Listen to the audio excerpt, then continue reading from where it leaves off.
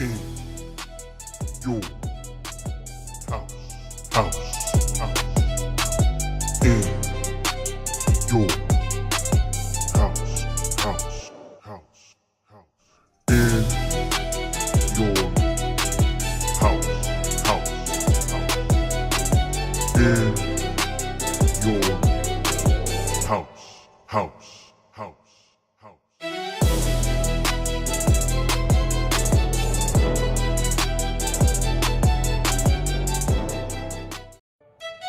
In your house, house, house. In your house, house, house, house. In your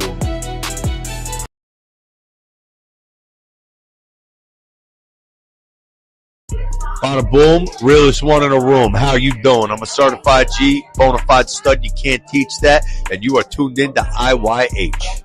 Hi, this is Isla Dawn, and you're watching In Your House podcast. This is Alexis Littlefoot, the Big Flexer, and this is In Your House. Yeah. In your house with O'Con. Hey, O'Con in your house. Hollywood in your house. Hypocrisy's head in the clouds. Curating all kind of loud. Wrestling in front of the crowds. Paragon's holding it down. Anybody can get it. Josh Joseph standing on his decisions. He is the voice. There is no choice. We is them boys in your house making wrestling noise. Moving fast just like cruiserweight action. In your house is the perfect distraction. Pumpers in your ears when you in traction. Get this work with some wrestling action. Smooth.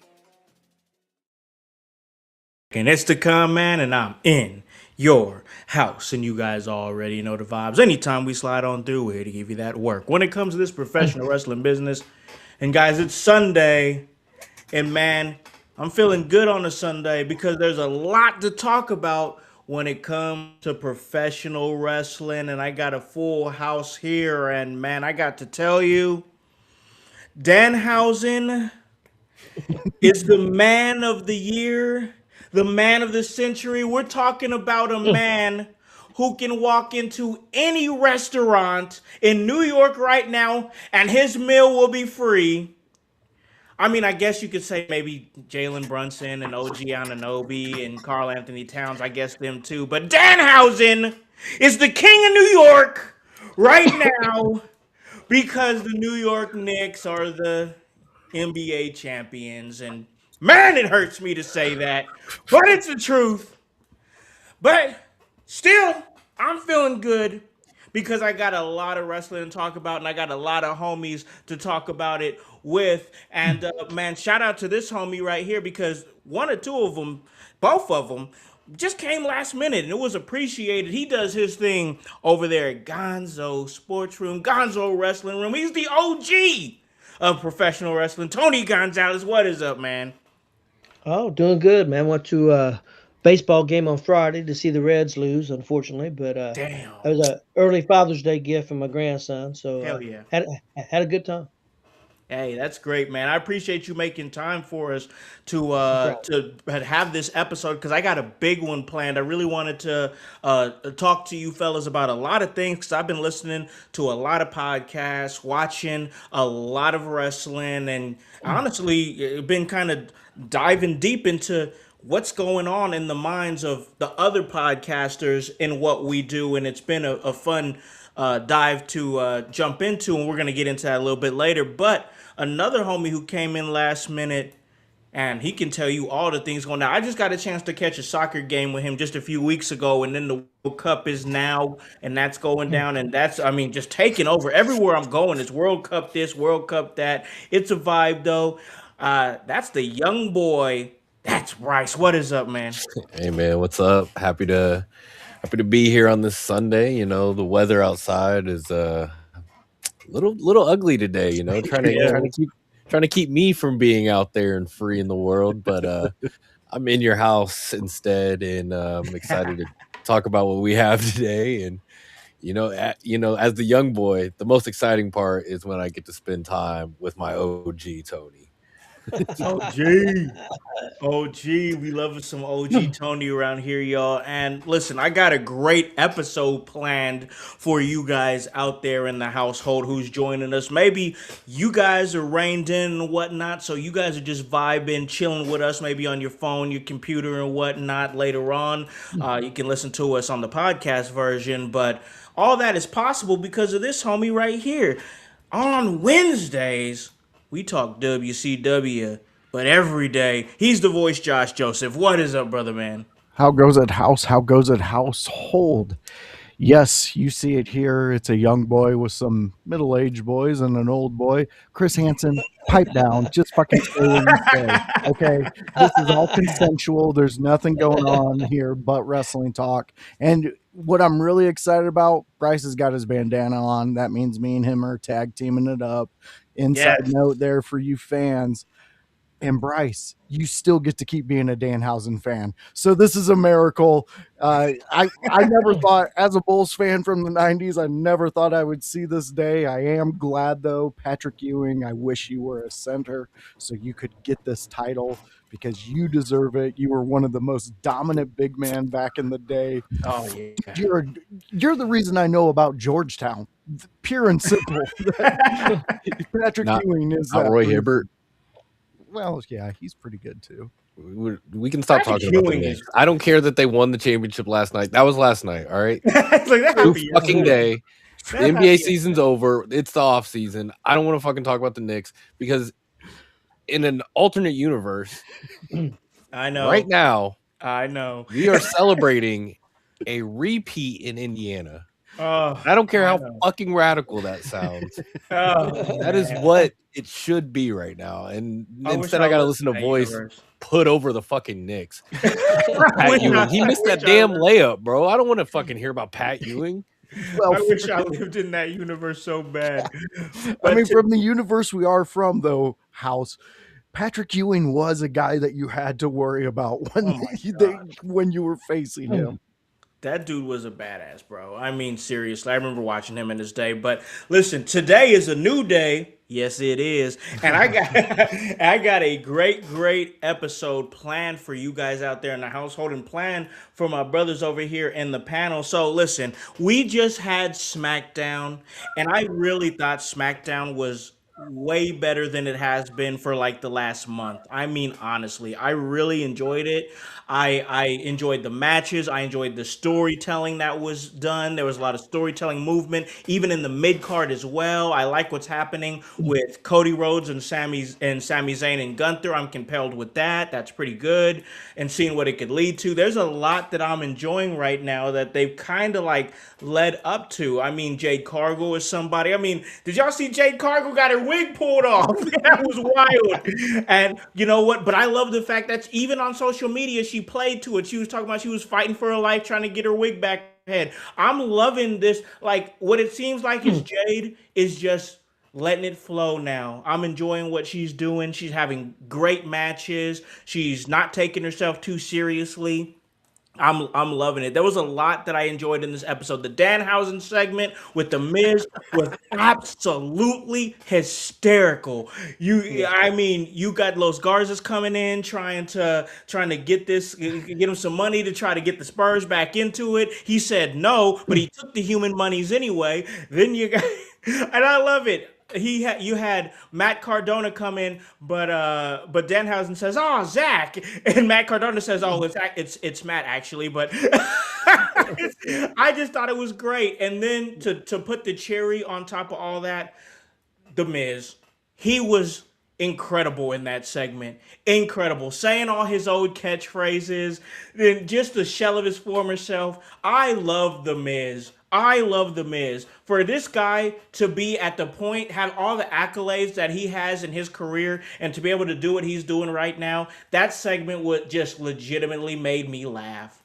I mean, just legitimately made me laugh. There was a lot of good in this episode of SmackDown. And I don't care what you guys out there in the IWC are talking about. Oh, well, Jey Uso won. I wasn't happy about Jey Uso winning. I wasn't happy about it at all.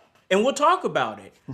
But that doesn't mean the episode was bad. We're going to dig deep into that. I'm going to ask these fellas some of their thoughts. But before we do that, I'll let you guys know on the second half of the episode, we are going to do a bracket breakdown. We have got the King and Queen of the Ring tournament. We have got the Owen Cup. It is tournament season right now. So we're going to be doing a little bracket breakdown where we talk about the finals of the men's Owen Cup, that being Swerve Strickland and Will Ospreay. So we'll discuss that, and then we'll discuss the rest of the brackets as they are continuing to develop, and we'll give our thoughts and takes and possibilities. But before we do that, let's get into this episode of SmackDown. I'm gonna jump over to OG real quick.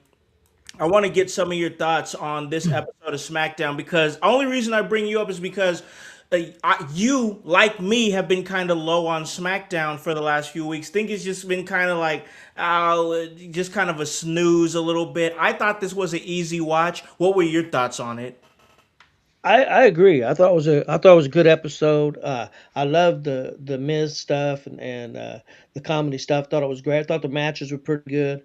Yeah, I enjoyed the show. I think they're getting ready. I think the first Friday in July they're going back to 2 hours, if I I remember think you're right. correctly. Yeah, I think you're right. And I think that's needed. But I think what's needed more than anything, you need Randy Orton and Drew McIntyre back. Oh yeah, yeah. If them two come back, and if the rumors are true, CM Punk's going to SmackDown. SmackDown should be loaded. I agree. I totally agree. I think you're making a lot of good points there, and you know it's. I think SmackDown is something in my mind, especially with all the stuff that you put out there, OG. I think it's something that we need to keep an eye on, honestly, because I think that their mid card is starting to really like find its way a little bit to where it's compelling. Even when we're talking about like the United States Championship scene with Trick Williams, Carmelo Hayes, and now Ricky Saints in the mix now. I think that there is some good right there. And I think that even though I've never really been a Ricky Saints guy, there's just been some kind of like disconnect for me with him. Not gonna say he's a bad wrestler. I never say that, but he's not somebody that I look for when I'm watching the show. But that's not to say that I don't acknowledge the spot that he is in right now is a prime spot. What he does with it is going to be important. I'm going to get some thoughts here from Voice Man. Any thoughts? What were your thoughts on this episode of SmackDown? I I honestly thought it was a really good SmackDown, and it kind of, if you're gonna do SmackDowns like this at 3 hours, going down to two, I mean, it's kind of a little disheartening because now we know you can do it. Yeah. I mean, the Danhausen segment alone, we as his fans for a long time realize that that's just those unboxing videos in his basement, Yeah. but done with the money behind it with WWE. Right. Like, this is exactly where he had wanted all those videos to be at, and now he's getting that ability to do that, live his dream, and everybody around him's feeding into it. Look at the Miz. Like, the Miz is doing some of the best character work the Miz has done in a long time. Say what you want about Miz, but the dude, go back to the real world when he used to do the Miz when he was drunk, and Yep. he would go through the house and pretend. They actually had an episode where they went to a costume shop. He bought a world title. It was just a plastic one, and he fought his roommates for the title in the house as the Miz. It was fantastic. We're right back into that fun loving moments of which SmackDown was built on. Yeah. This is what made SmackDown great. And I love where Tony was at, where he's talking about the big names that are going to be on the roster for SmackDown. That's great because the show was built for The Rock, one of the biggest icons of the time. This SmackDown was a gift to him. And if you go back in that time, it was silly. There was a lot of things. I believe the Stone Cold Steve Austin Booker T grocery store match was done on SmackDown.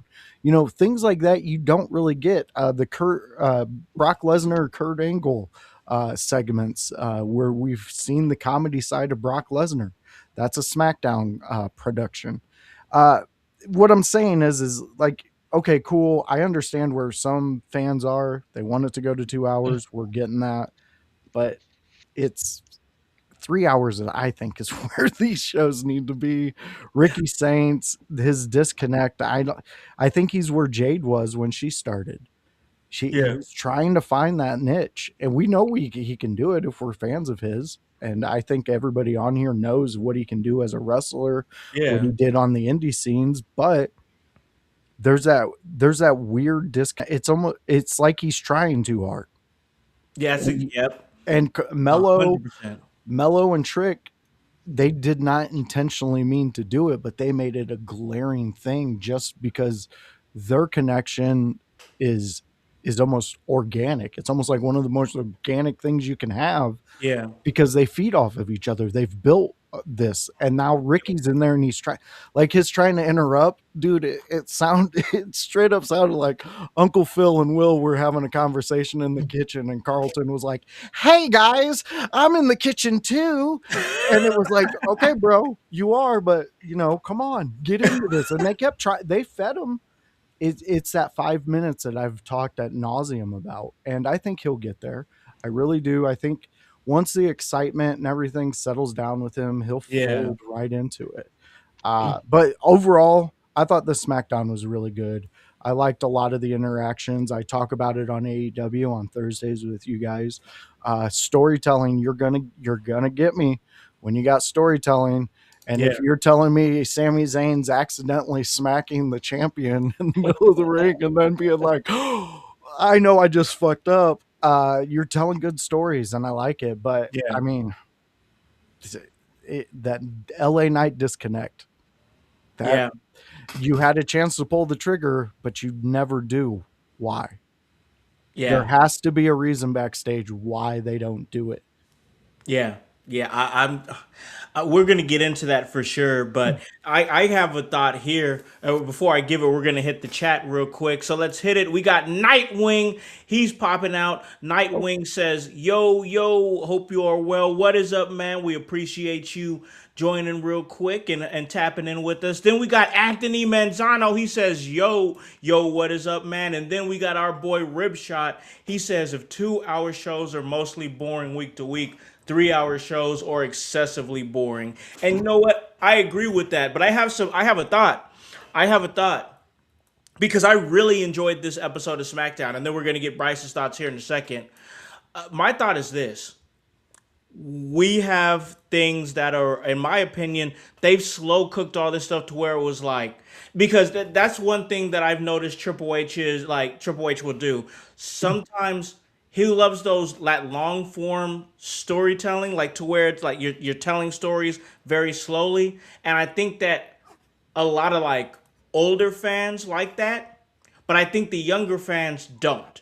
I think they want everything now. So SmackDown was kind of a drag for a while, but you had to see things like Sami Zayn starting to get unhinged. You know what I'm saying? You had to see things like the feud start to develop between Ricky Saints and Ricky Saints and Carmelo Hayes, and the beef that they have with Trick Williams not defending the U.S. Championship, or the hatred that's starting to develop between Jade Cargill and Charlotte Flair. These are all things, but now we're seeing them now, and they're starting to be magnified a little bit. So if we have things like that, if we have things like Trick and Cody, Gunther and Sammy, and the Queen of the Ring tournament, it's Tiffany Stratton and Chelsea Green coming together and really starting to develop as a tag team a little bit, and seeing what's going on with that. You're gonna drop Drew McIntyre in the mix at some point. You're gonna drop Randy Orton in the mix at some point. And if rumors are true, because I've seen it too, CM Punk is gonna be in that mix at some point. I mean, as somebody who's an advocate of 2 hour shows, you might need 3. And I'll go a little bit further than that. And I don't know what the contracts are looking like. I do not know, and I'm not looking any of that stuff up. But I'm just going to say, I think I go further than that. I think SmackDown probably needs to get away from USA altogether and come to Netflix. That way we could do a 2 hour show. We could do a 2.5 hour show. We could do a 3 hour show. Our Friday shows overseas could be at 2 o'clock, like on Monday Night Raw. I think it's time to. I understand they have a loyalty to the network, but you can get that money from Netflix if things are going good. I haven't heard nothing going bad with Netflix and WWE, so I don't know. Like I said, I don't know what the numbers look like, or that's even a thought right there. But I'll throw it to Bryce. Any thoughts on this episode of SmackDown? I mean, I think for me, this episode of SmackDown, like you said, like seeing stories start to move, and then just little things kind of going on backstage. I mean, Finn Balor moved over to SmackDown, so kind of seeing his little interaction with Priest, Truth, and he had an interaction with Tama Tonga at one point in the episode. Yeah. And that, they obviously have their history, and that also interests me because of what they were kind of teasing with Tama Tonga before with Shinsuke Nakamura, like a while back. Yep. So it just kind of makes me wonder, is this, like you said, another one of those really long form, trickling in, maybe it wasn't originally for Finn to come over and make that happen, but now that it is there, they can, hey, we can rekindle this, make this kind of a thing. Yeah. And then just kind of the advancement of some of the other stories. I mean, seeing Sami Zayn, get emotional, but that adding into the Gunther and Cody Rhodes story right now, and then what does that lead to, obviously, with their match next week, having him as a special guest referee? Yeah. Could we get the Gunther win, and then does that lead to, a rematch down the line where either, Sammy and Gunther are fighting because they have a history, or this interjects into a triple threat of some sort, are they trying to build something with that? So I think this episode just had a lot of things kind of cooking in general. Yeah. And then to kind of harp on what you were saying there with about, this roster is getting stacked, and moving to 2 hours is going to be difficult. Like right now, it's probably ideal with what's going on.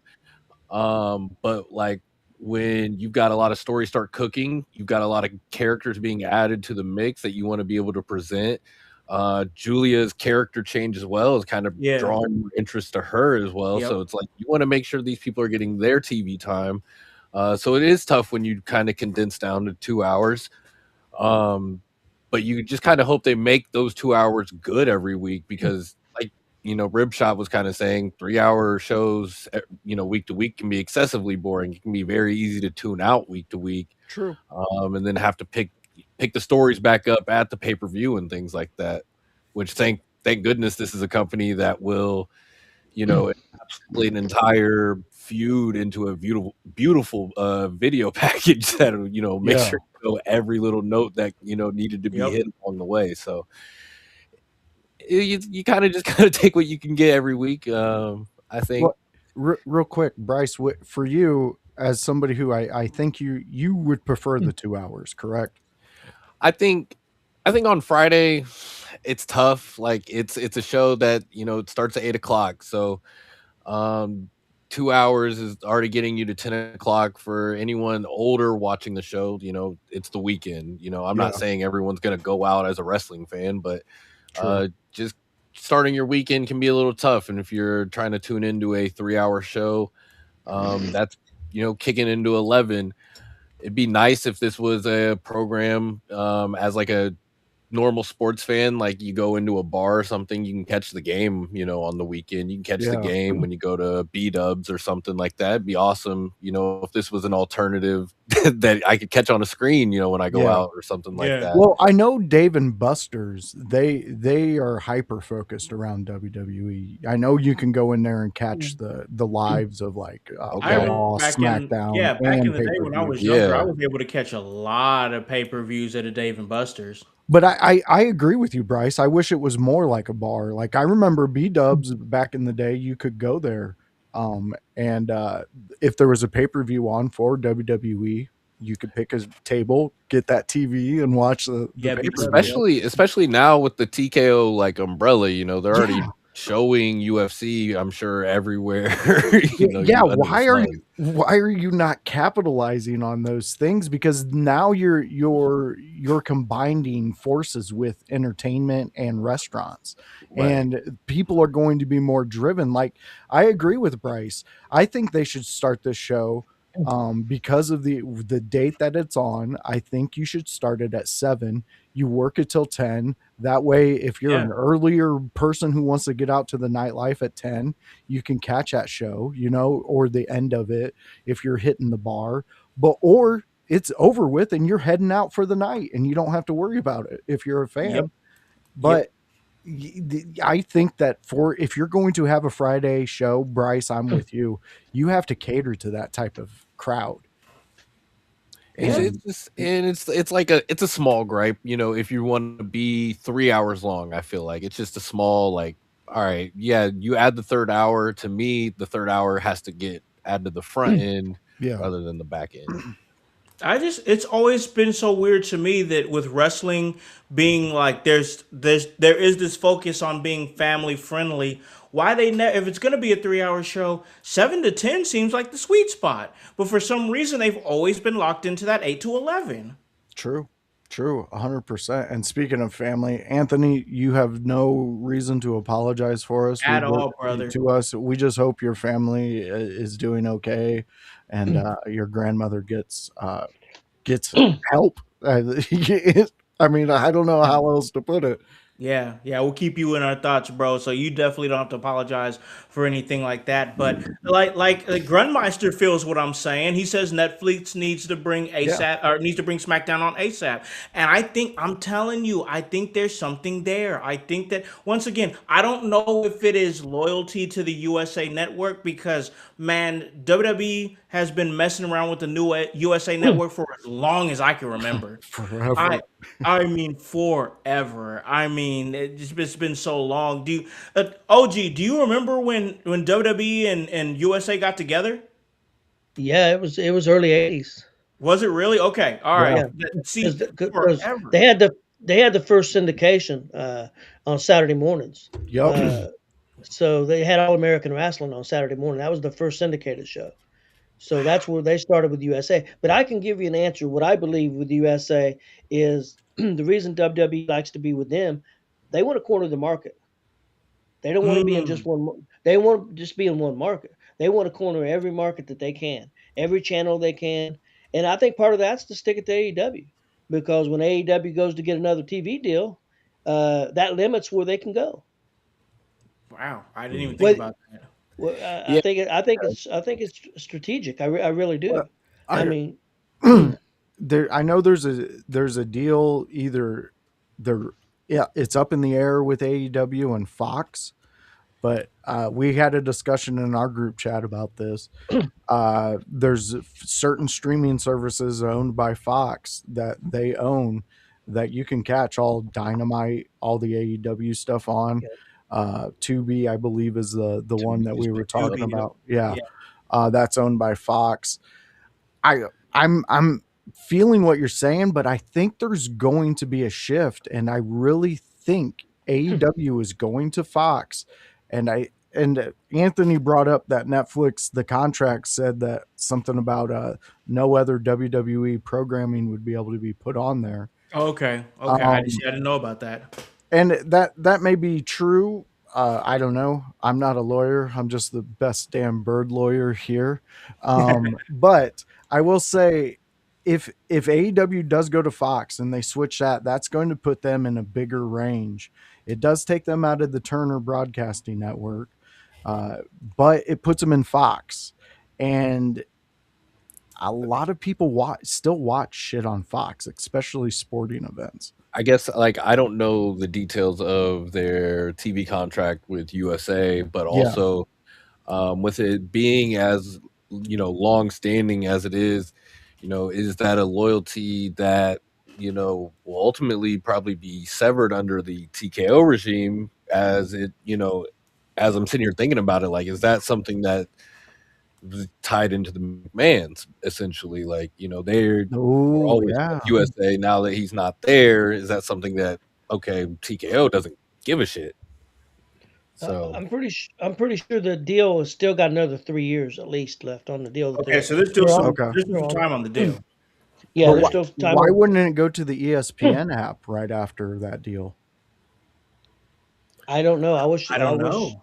well, and see, and then that would be my question is like,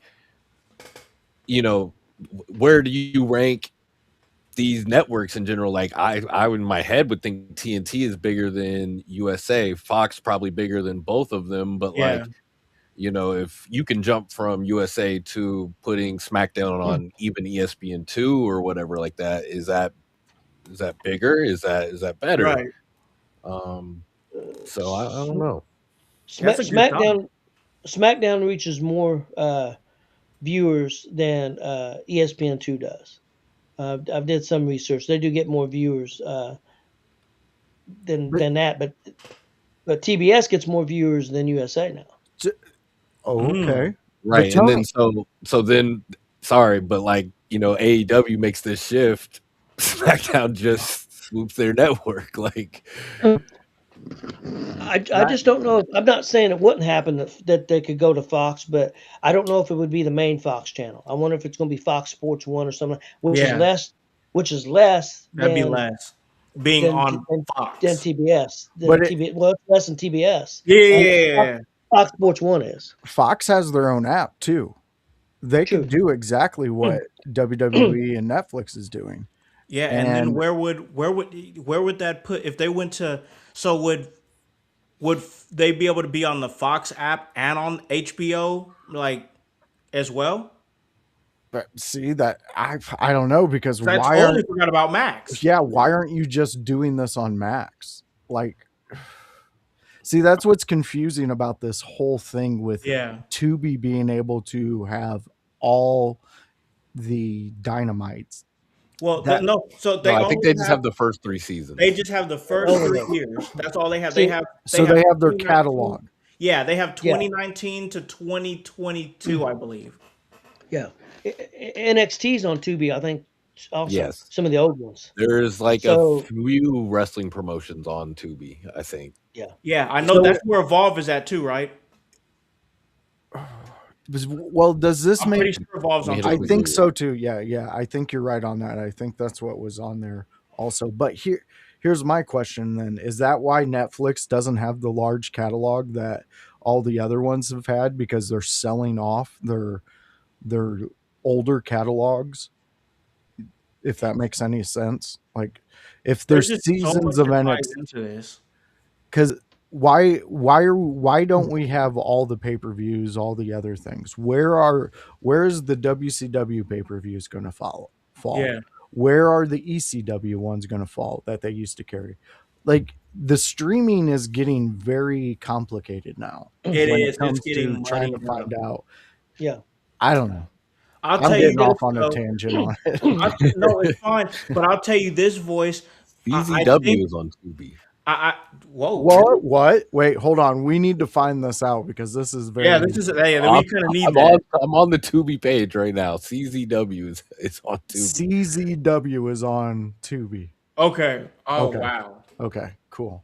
That's insane. All right. Let's put a pin in this talk. Let's hit the chat real quick. We got Chris Paris. He says hello. What is up, brother man? But real quick, let's jump into what went down with the main event of SmackDown, and that was the fact that Jey Uso won. It was a good fatal 4-way between him. I believe it was Finn Balor. It was LA Knight, and who else was in there? Who was the fourth? Royce Keys. Royce, yeah. Royce Keys, that's right, Royce Keys. And one thing that I'll say about that match is I kind of like the involvement there, Solo in the mix a little bit and everything. And I'll say this as well. I like the idea of Finn coming to SmackDown. I know we kind of touched on it a little bit already, but I really, really love it. He's back to doing his whole Balor Club thing. He shaved the beard and he looks 10 years younger. He looks exactly how he did back in 2016. I liked the interactions. With Tom, I like the interactions with Priest. He's got stuff to do. He's got things to do on SmackDown, and I love it. And a lot of hate on the internet for Jey Uso winning this Fatal 4-Way to move on. And part of me gets it. I understand because in my mind, and I was talking to Zay about it, I really thought that it was gonna be either LA Knight or Finn Balor. I gave a strong case to LA Knight because LA Knight's been talking about Roman Reigns and has had Roman Reigns in his mouth for a long time. So here's my thoughts on it. Roman Reigns, he's talking about Roman Reigns every single time. I don't even think Roman Reigns knows LA Knight exists. Seriously. Because he never talks about LA Knight. He doesn't even acknowledge LA Knight in any kind of way. He's hooked up with this whole thing where he's got Jacob totally neutered right now. Got him trained. And that's what he's focused on. He's like, only thing I have to do right now is the tribal chief is keep my eyes on this King of the Ring tournament.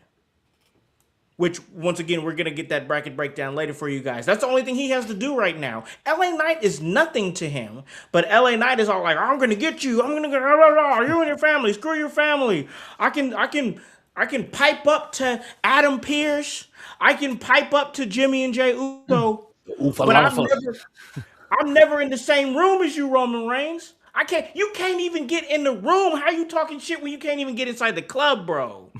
Like, you cannot get in, bro. And he's just always here's the thing. LA Knight has heel tendencies to me. Like, LA Knight really has heel tendencies to me because even though he's supposed to be portrayed as a babyface, I'm like, what are you yapping about, bro? Like, Roman's up here and you're down here and you're still like, yeah. Like, you can't even get there. You can't even win your qualifying match in the King of the Ring tournament and you are still got my name in your mouth, bro. Like, go fight for the IC title or something. Like, go sit down somewhere. And we're going to have this whole conversation. And I understand, guys. I understand the hate. But I think that a lot of us are not considering the fact that I think they're doing a little bit of storytelling right now. And of course, we're going to talk about it. We talk about the possibilities of Oba Femi winning King of the Ring tournament and going on to face Roman Reigns. They've yapped at each other. They yapped at each other right after WrestleMania.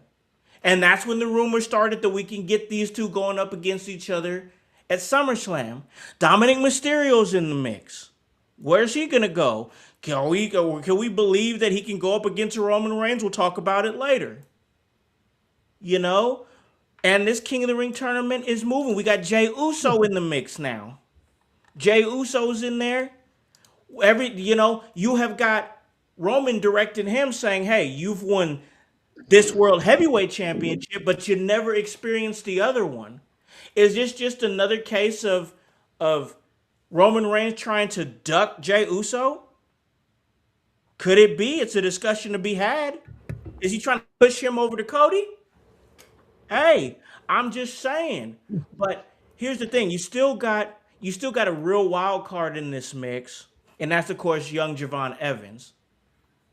So he's still in that mix too. And I know Voice is vibing with it. I know Voice, he's a Javon Evans guy and has been.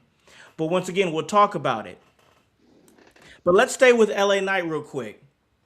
Because we talked about Jey Uso. You guys can fuss and moan and complain and whatever about it. It's done. It's done. He's moving on. All right. We got three guys. At the last four of this tournament that are under 30. And then you got Jey Uso. I think we're going to do okay. I think it's fine. It's fine. I promise. But let's stay with LA Knight.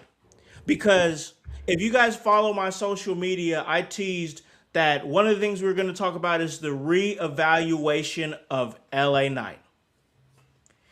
And I got a lot of thoughts, and I'm going to get these guys' thoughts here out there in the panel, but let me present it out to you guys right now.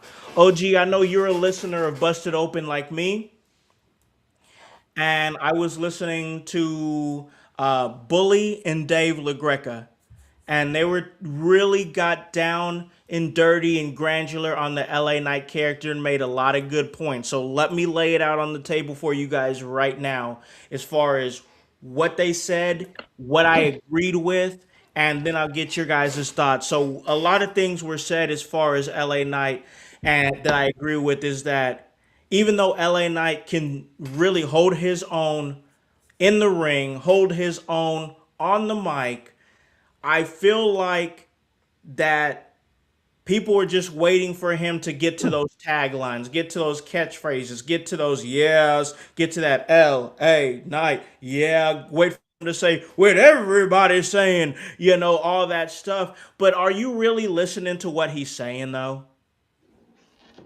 Are we just waiting for him to get to those taglines? Is he saying anything of relevance at all? Because I mean, when he's talking, I'm just hearing white noise. Yeah. When he's talking, I'm not hearing anything of relevance. Yeah. When he's talking, I'm not vibing with anything that he's saying. Yeah. And when he's talking, listen, man, you're in France. Don't nobody want to hear no John Jacob Jingerheimer Smith BS. Bro, I'm telling you, there's a disconnect. Because if you guys remember Monday Night Raw, and you guys can listen to Voice and Kevin, they talk about it on Tuesdays. When Jey Uso came out with as much as shit as we give Jey Uso, and of course this is Jey Uso in France, and Jey Uso is a Super Saiyan when he's in France. He came out and he just destroyed LA Knight. I mean, and I'm not talking about in the ring or in a match. I mean, the momentum shifted when Jey Uso came out as opposed to LA Knight being out there. It was just different. It's just different. Also, another thing, this is specifically what Bully said. Specifically what Bully said. The LA Knight, him, himself, his character, and him always are one step forward, one step back. Not one step forward, two steps back, but one step forward, one step back, in a sense that he will do something and then it'll blow up in his face or something like that, or it won't go how it needs to go, and then he takes that step back and he's right back in the spot he was at before it happened, before the match happened, before the promo happened. And and another thing, there's just always something little with him, whether it's fumbling over his words, whether it's botching a move and slipping on the top rope, whether it be the mic getting thrown to him and he can't catch the mic and he drops the mic and then he has to throw it back and then they have to throw it back. It's like it's almost like this guy is cursed. It's either he's cursed or management is fucking with him.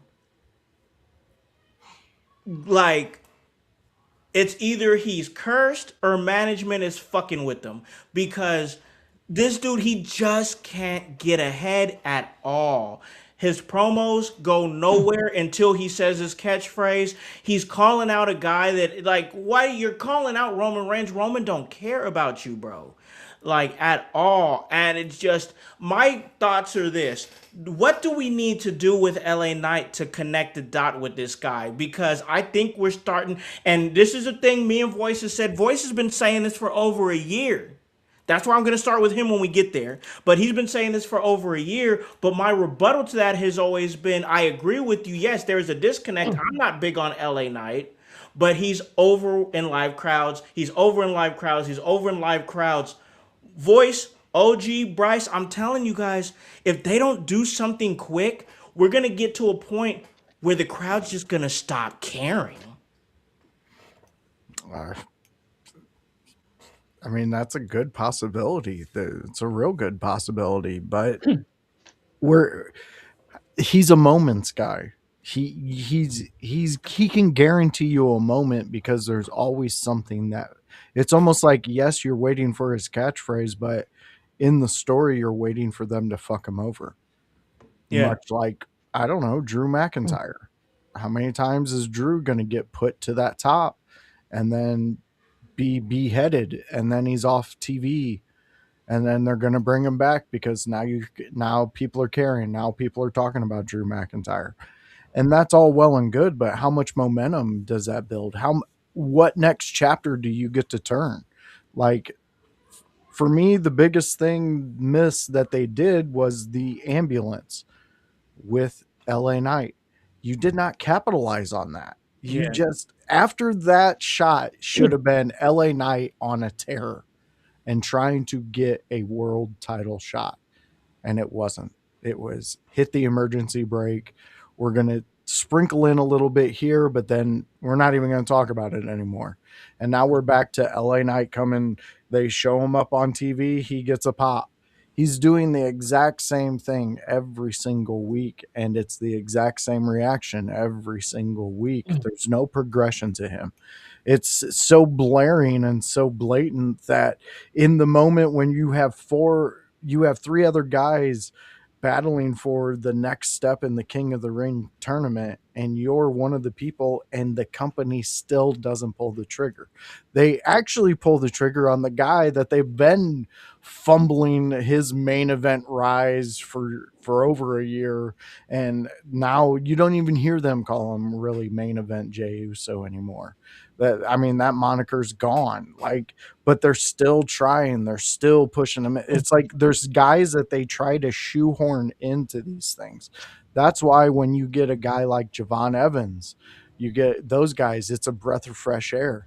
Why not? Why didn't you go off of the Royce Keys that you were trying to build? That you're trying to build, the fan connection you're trying to show us, when at the top of the show, it's not only Finn in a bucket hat.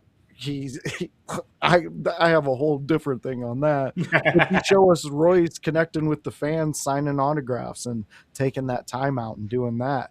And this is built off of the interview we did on Stephanie's podcast, correct? Where they had that big he divulged his childhood. He has backstory and everything. Yeah. So they put too many guys that they could have advanced in this specific match. And honestly, LA Knight is somebody that I don't know what is it time to do a storyline where maybe he gets the GM for a month and we get to see what LA Knight would do if LA Knight was in charge. I mean, they did it with Austin. Yeah, they did. They did, but it's just I don't even know if I'd want to see that. Like Well, I don't either, but what the fuck else are you gonna do with this character? Listen, and I'm gonna get their thoughts. I'm gonna get Bryson and Tony's thoughts too, but like once again, you might want to tweak him, maybe turn him heel, but honestly, like at this point, I don't know what his contract's looking like, but if I was him, maybe I'd be thinking about possibly leaving the company. And I don't mean like do that on some Mercedes Monet type shit where you just walk out or anything like that. I mean like see your contract out like Moxley did when he finished up with WWE and ended up wanting to be somebody who helped start up AEW, and he saw his contract out, and yeah, they're probably gonna cool you off, and they're probably gonna make you look dumb. They made when he was Dean Ambrose, they made Moxley look terrible in his last few months before he was leaving, but because that's what you do, they cool the character off. Or they even write you off TV. Look at Ricochet, wrote him off TV, boom, he ends up on AEW. So a lot of different ways you can go. But LA Knight, maybe it's that time to think about it at least. Howse, if he does that though, if he leaves and he goes to a different place, he has to go from a Scotty Flamingo to a Raven. I agree with that. That Because I it think has to LA be Knight because character does not work anymore. yeah, we're going off of Eli Drake. Now Yeah. we're into LA Knight. It's the same character, just Yeah. fucking different background. Name. Like Yep. I like what the fuck are we doing? Like he has to change. Gotta grow. And if he's going heel, he's got to go full heel for me. This is for my personal wanting to watch him and stuff like that. Because if I see LA Knight, I typically either tune out or hit the mute button because Fair. I don't need to hear these things. Fair. No, that's more than fair. That's why we're having this discussion because voice, we've been having this talk about LA Knight for too damn long. It's too long. It's way too long. OG, what are your thoughts? What would you where are we at with LA Knight? What's your opinion? What can we do here, man?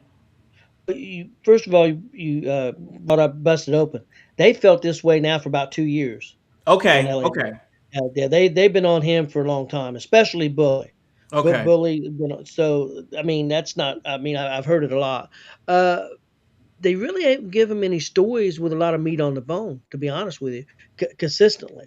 Yeah, And as far as his character, what I think is there's a lot of smoke, but there ain't no fire. I, th- I yeah, think I think I think the problem is if you guys remember this, there's too much catchphrases. He can still hit his catchphrases at the end, but you don't have to do that at the beginning, the middle, and the end. That yeah, middle's got to be some substance. And I'll bring this up. Do you guys remember when he came to the ring a year or 2 years ago, and right before he went into character, he was a self, and he talked about people if you had mental problems or if you yeah, was having issues, people cared about that. yeah, So I think if he was just a little bit more himself when he done his stuff, I think people might care more. Or at least I think that's the last ditch effort because I don't know that uh, he couldn't go to AEW. He wouldn't work in AEW, Mm-mm. no. and he could go to TNA and be the big star in TNA, and then hit the Indies and he could make a ton of money on He the can make a Indies. lot of money, yeah. He could make a lot of money. So that's not an issue if he wants to do the work. I mean, that's a lot of work.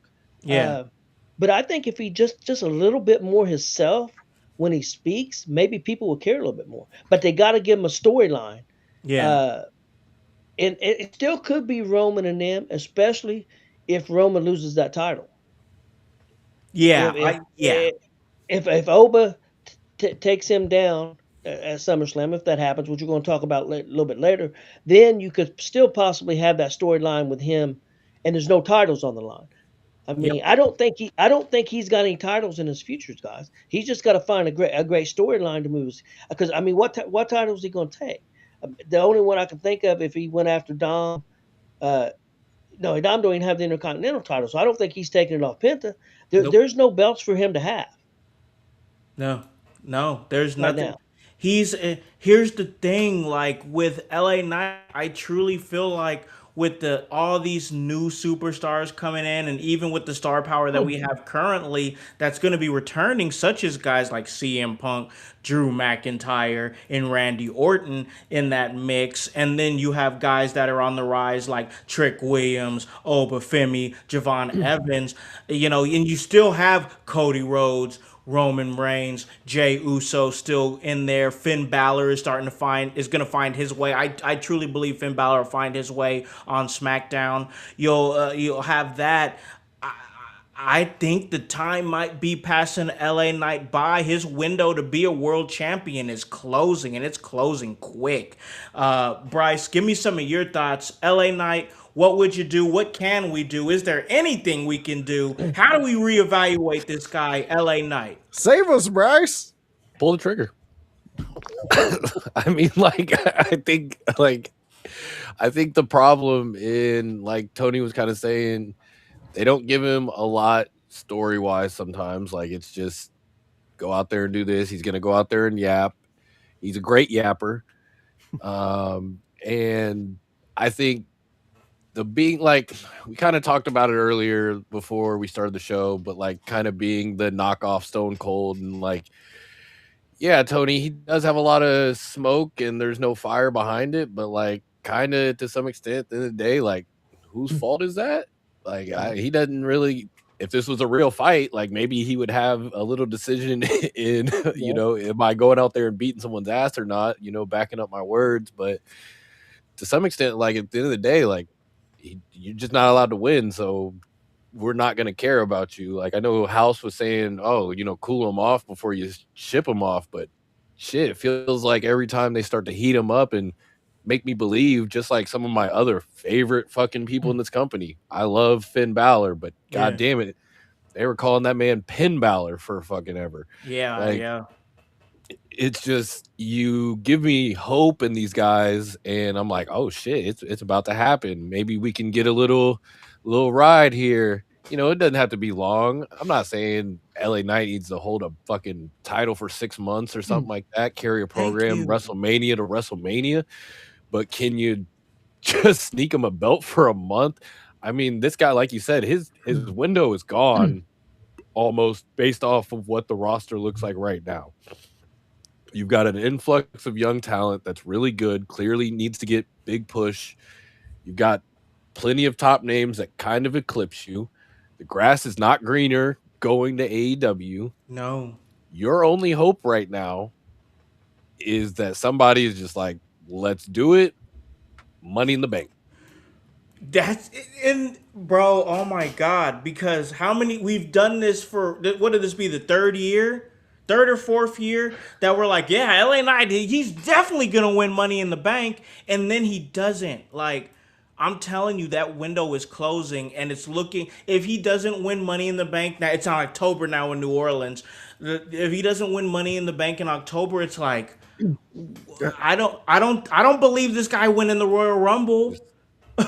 I'm sorry, but with all the blueprints out there of how to add to your story and how to increase your 5 minutes, and LA Knight's not following any of them. Jade Cargill, for example, took to social media. Her and Rhea went back and forth. Whether it be real, whether it be fake, whatever it was, it added extra to Jade. Look at Jade and what she did on this SmackDown specifically. Look where she's at. Matt Cardona, for example, went left, made people give a shit about Matt Cardona, and now look at him. He's back at the top where he wanted to be. Where he's going to go is going to be based upon what he delivers and what the fans get behind. LA Knight's not doing any of those extra things. LA Knight is sitting back and going, yeah, hey, look at these circle glasses. He threw ISO speed through the computer. Okay, that was good. And that was great. Good. But what did he do? How did he capitalize off of that?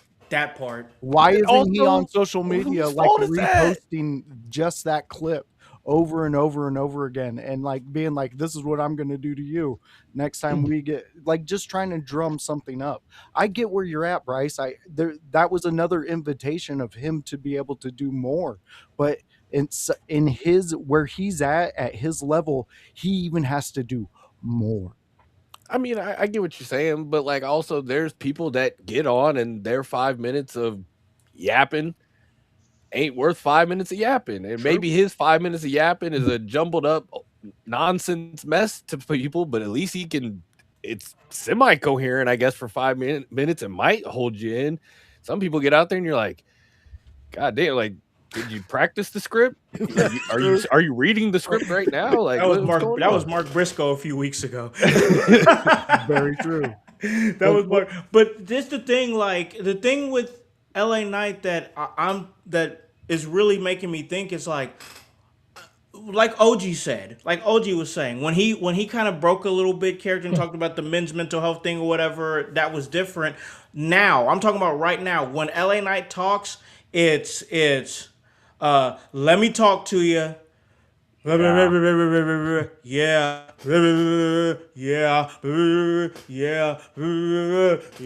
And everybody know whose game they're playing with everybody saying L.A. Knight. Yeah. I just did a standard L.A. Knight promo. That's it. I did the work for him. That's it. You can fill in the dots or whatever. Nothing he says between those catchphrases is something that makes me care about him.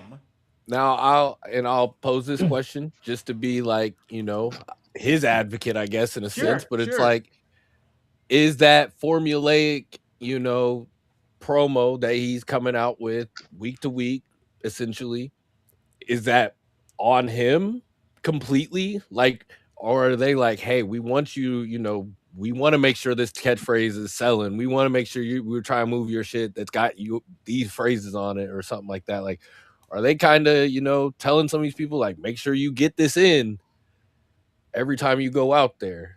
One Or thing No, I about see LA what you're Knight, saying. because yeah, I even the see what you're matches, saying. even the matches, we watch the matches, and the matches can feel very formulaic, Yeah. in a sense of this is exactly how it's going to go down. You just kind of insert wrestler A, wrestler B, and maybe the finisher is a little different, So Real talk though, I listened to LA Knight's interview with Chris Van Vliet a few weeks ago, and real talk, it did make me like LA Knight more as a person.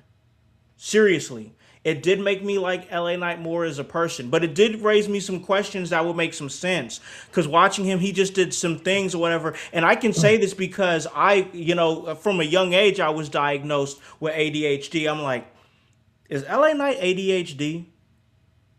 And I'm not even being funny. Not even being funny. I'm like, is he ADHD? Because when I listen to his promos, I'll notice that he'll go all over the place and here and there and everywhere, and then he'll try to go back to that first thing that he talked about. But it's not relevant to what you're talking about now, because you talked about that like 2 minutes ago, and now you're going back to it. He'll be all over the place, and I'm like, I wonder if one of the things is they maybe give him too much of they give too much leash, and they're like, hey, just go out there and do your thing, and he can't put it together in that way. Maybe he needs somebody to help him articulate his thoughts a little bit more. Yeah. I didn't mean to do his phrase, but yeah. I'm just being. It's I just mean, there an observation. yeah, I mean, and it's a fair one to use, especially if it's coming from your personal experience. Uh, I I don't know, man. There's just something missing. Maybe he's There a is. smaller arena guy because maybe he feeds off when the crowd is actually loud. Like I know that he's got a loud pop when he does his stuff. I get that. Sure. But there's a disconnect, and I think that's what we can all agree on the panel and in the chat, that there is some disconnect. Whatever it may be, there is a disconnect. So he's got to figure it out. He's got to move it, because none of us, unless he's going to sit down and listen to Bryce. I just think it's that they present him as a winner, but he doesn't win. Yeah, that's a big part of it. But they've been doing that for way too long. No, and that's the issue. Like, yes, he's gonna get the pop because I like to see him. I'm popping for him. I love to see Finn Balor. I'm gonna pop when Finn Balor comes out. Y'all hate Jon Moxley. I like Jon Moxley, so when I got to see him, I pop. Yeah. If that motherfucker goes out there and like he loses, I expect it. Not Jon Moxley, but the other two. Like they're calling him Finn Balor for a fucking reason, and I want to smack the taste out of people's mouths for saying that, because you're not gonna disrespect the GOAT like that. You're not gonna come on, bro. You just mad you don't got abs like Finn Balor, and maybe management is too, and that's why he can't get a fucking win. But like it's like you build him up. You're like the demon is cool. The demon is indestructible, and the demon was indestructible. And then the fucking turnbuckle breaks, and now like you lose all aura, and now nobody cares ever again. And then you get another chance 6 months down the line, and maybe it's a cool little build for a month, but you only got to build for 2 weeks to a month for this world title opportunity. We know you're not fucking winning, so there's no reason to believe. So like, yeah, you might get a little steam, and you might hype me up a little bit, but like, I know what it is. Yeah. Yeah, I feel you. Let's hit this chat real quick because we're about to hit the break here. We got some stuff going on. Give me something here.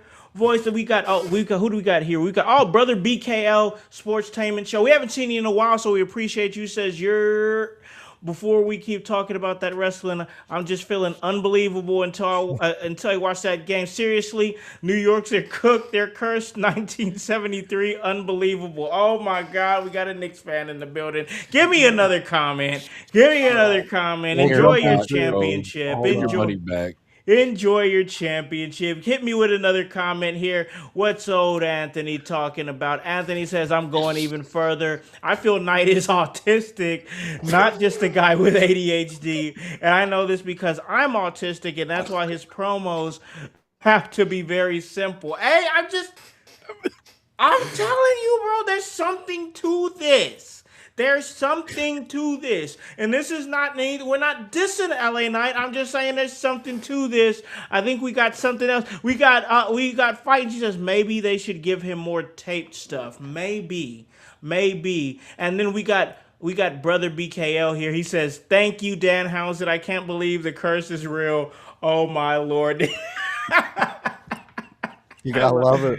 Oh man, I love our chat, man. All right, we just had an extensive talk about LA Knight, and I thought it was a good one for sure. But Just listen, murdered guys, LA Knight. we did. I tried to save you. He did. But listen, guys, we're going to take a break. We're going to pay some bills. Then on the other side of the break, myself, OG Tony, Young Boi Bryce, and the voice Josh Joseph, we're going to get some bracketology going on right now. We're going to break down the brackets of the Owen Cup and WWE's King of the Ring tournament on the other side of this break. Hello everyone, it's the Pope Elijah Burke, founder and president of the Love Alive charity. I wanted to take this brief moment to share with you my charity's continued humanitarian efforts to positively impact the impoverished communities in and around the greater Jacksonville area. This cannot be possible without your support. If you'd be so kind, please take a moment to visit our website, love-alive.org, to learn more about the charity and its mission. Also, feel free to donate to our 501c3 organization that operates off of the donation of the public, which is you. Whether that be by website or via Cash App, $1 help makes a difference in the lives of others as we continue to positively influence many people by being the change that we wish to see in the world.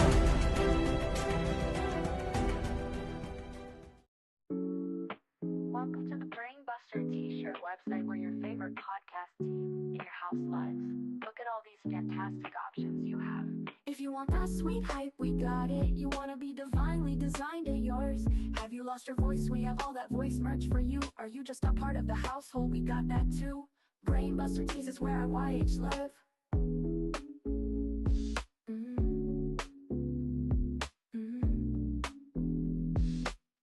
Brainbuster Tees is where I YH live.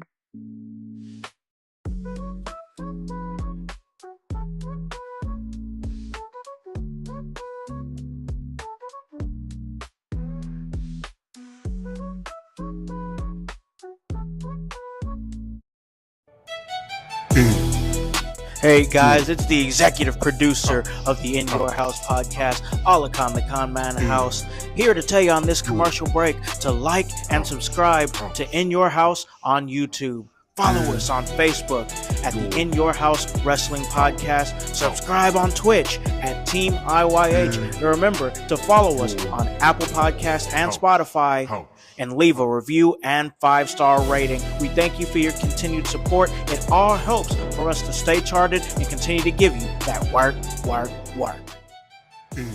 Hey, what's up, guys? Welcome back to In Your House, and we are here talking some pro wrestling, talking some SmackDown. We had a real deep LA Knight discussion, and we pretty much just assassinated LA Knight. But hey, we got to keep on going here because I was doing my thing, getting in the gym and just getting it in, making sure I'm doing what I need to do and whatnot.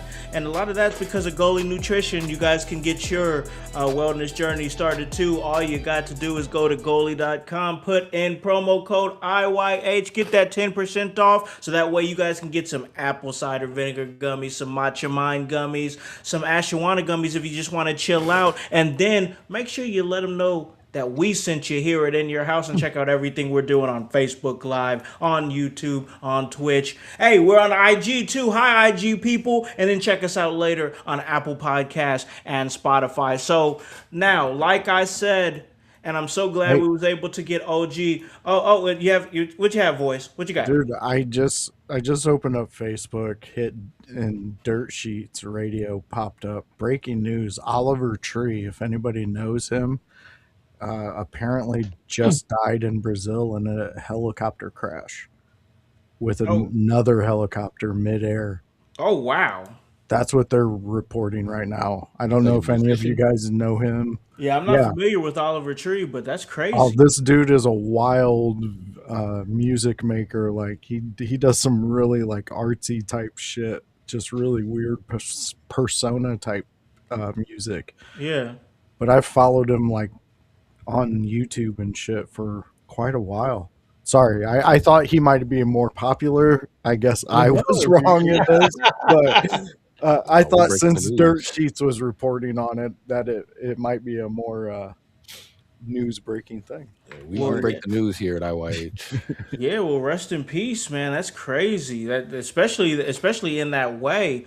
But yeah, as far as the tournaments go, though, we got the King and Queen of the Ring tournament. We've got the Owen Cup, and like if you guys are following everything that's going on right now with either AEW and WWE, you know that it's been tournament season, and we even covered it here at In Your House when we were talking about it. And I even made the observation a few shows ago that they're kind of following the same formula, fellas, to where it's like, hey, we're going to have the matches, like the first round matches, which even though WWE did a little bit different with the fatal four ways, and I'm not gonna lie, like I was like a little down on it before, but then they had the matches, and I've been watching them, and it's been fun. I've really enjoyed the King and Queen of the Ring tournament. It's been a fun tournament to watch, and now it's boiling down, getting to the end. But they're kind of following that same formula in a sense that we're going to give you the first round and like second round matches, and on the weekly shows, and then we're gonna have our big show that's gonna be happening, like our midsummer show, with it being Forbidden Door, June 28th in San Jose, California. And then June 27th, they're having Night of Champions in Saudi Arabia. I think that's where they're going to be ending up at is Saudi. It's their next Saudi show.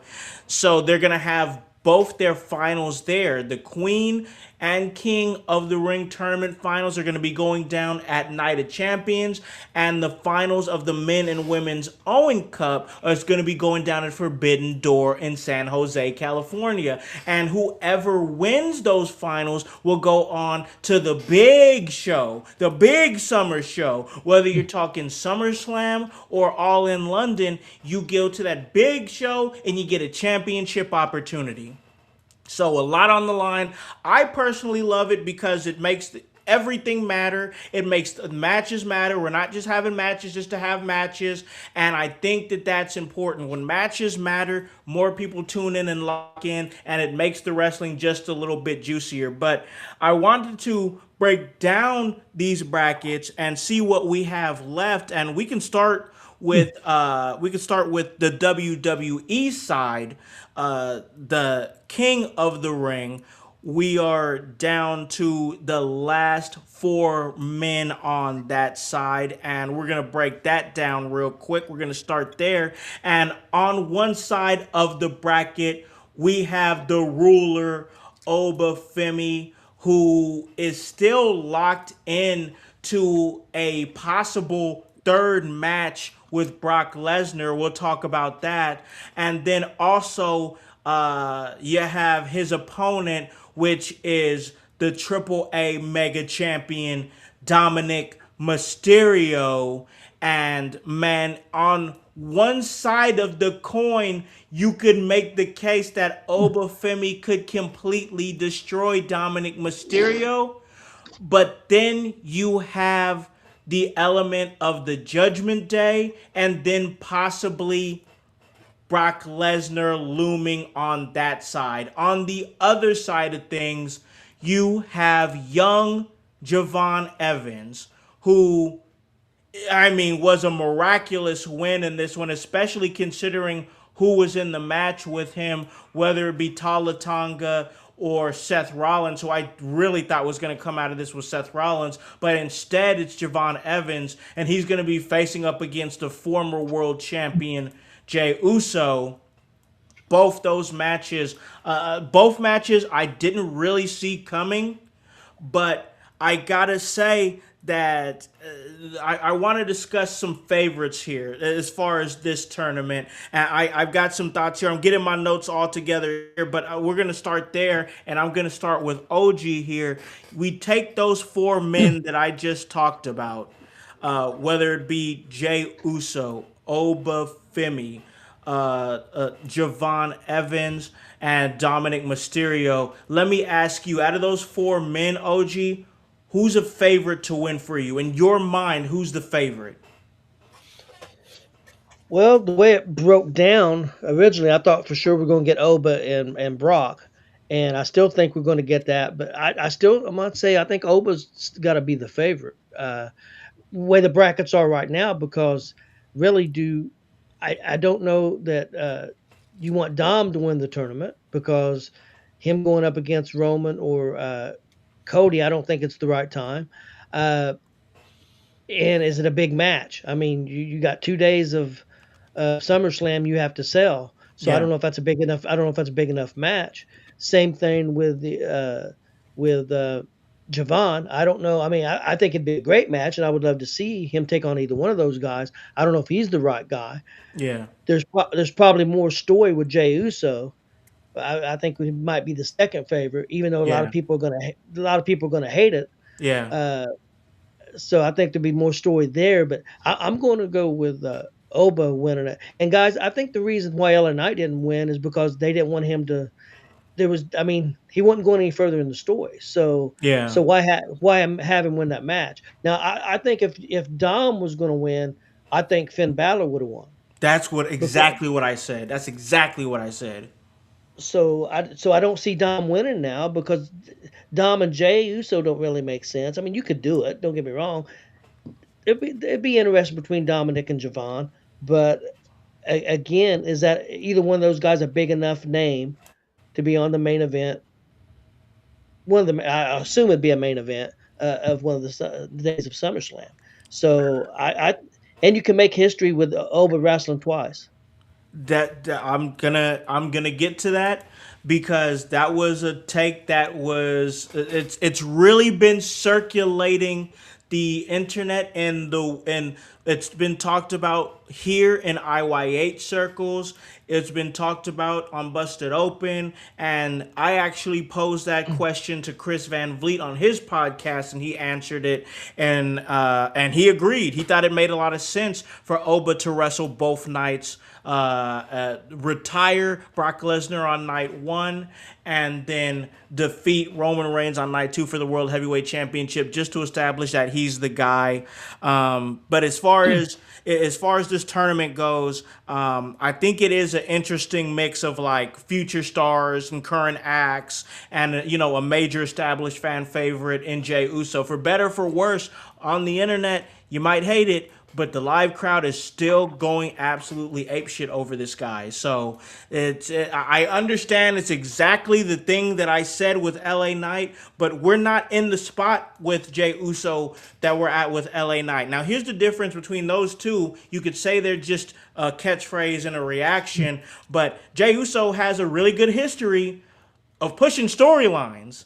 He did 4 years in the Bloodline, and he was one of the most compelling characters when he was the right-hand man, Jey Uso, and he was the most stressed-out man in professional wrestling. I remember that. You can't tell me that Jey Uso can't tell the story. He can. LA Knight can't.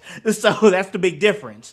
But I think that there's a lot of possibility with these last four. You have the established Jey Uso there, and then you have three guys under 30, which I think is just great. I mean, this is what we do the King of the Ring tournament for, but let's give it to Voice here. What do you think, man? A favorite? Who do you think? And some thoughts on the tournament.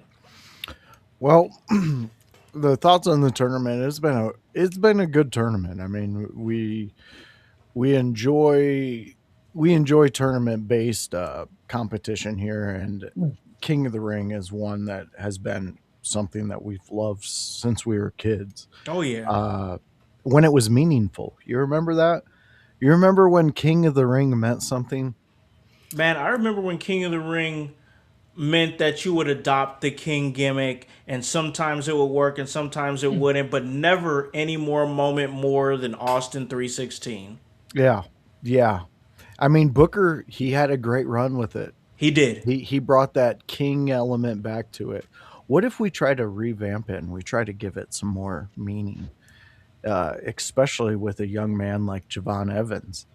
What if he's had all these failures and he is now officially the king of the ring? He wins that tournament. He becomes the guy backstage letting everybody know who he is. It pushes him, but I think it pushes King of the Ring a little more. It makes it more important.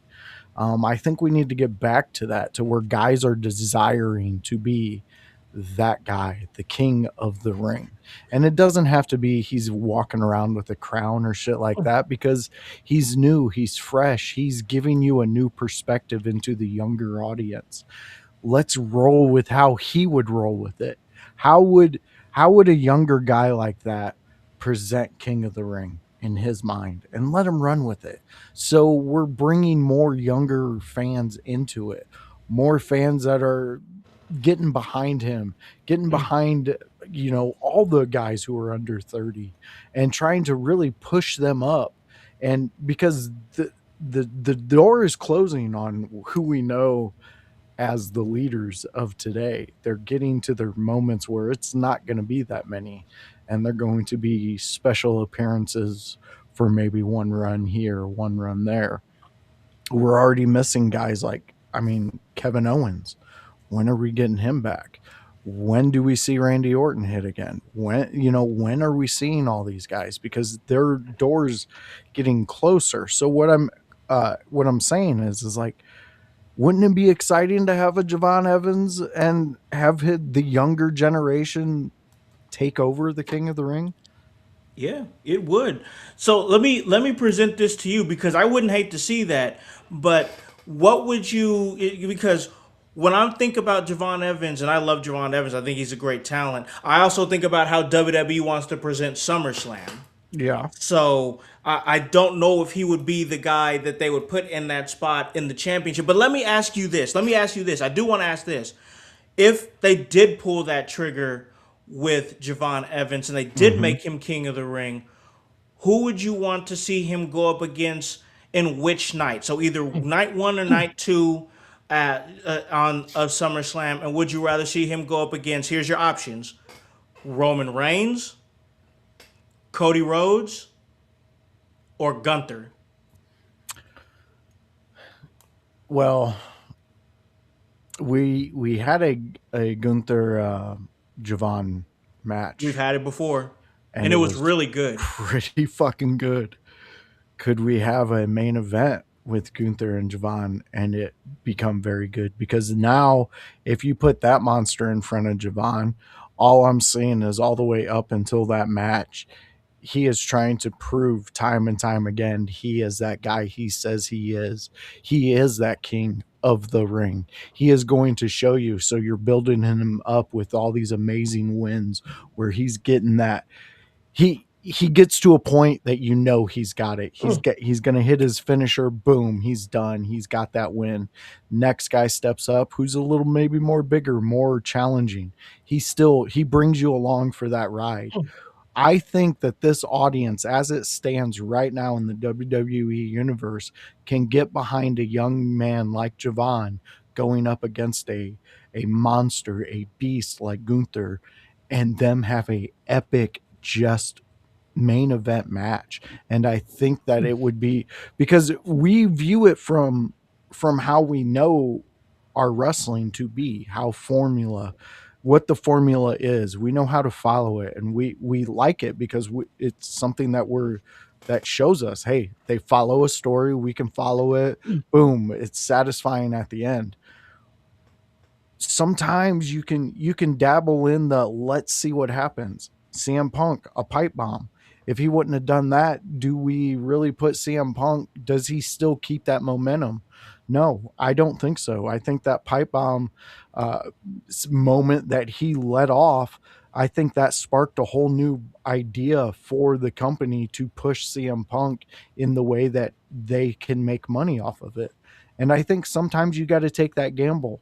This is you're setting up a tournament in which you threw a bunch of guys that everybody could say this guy's going to win because this.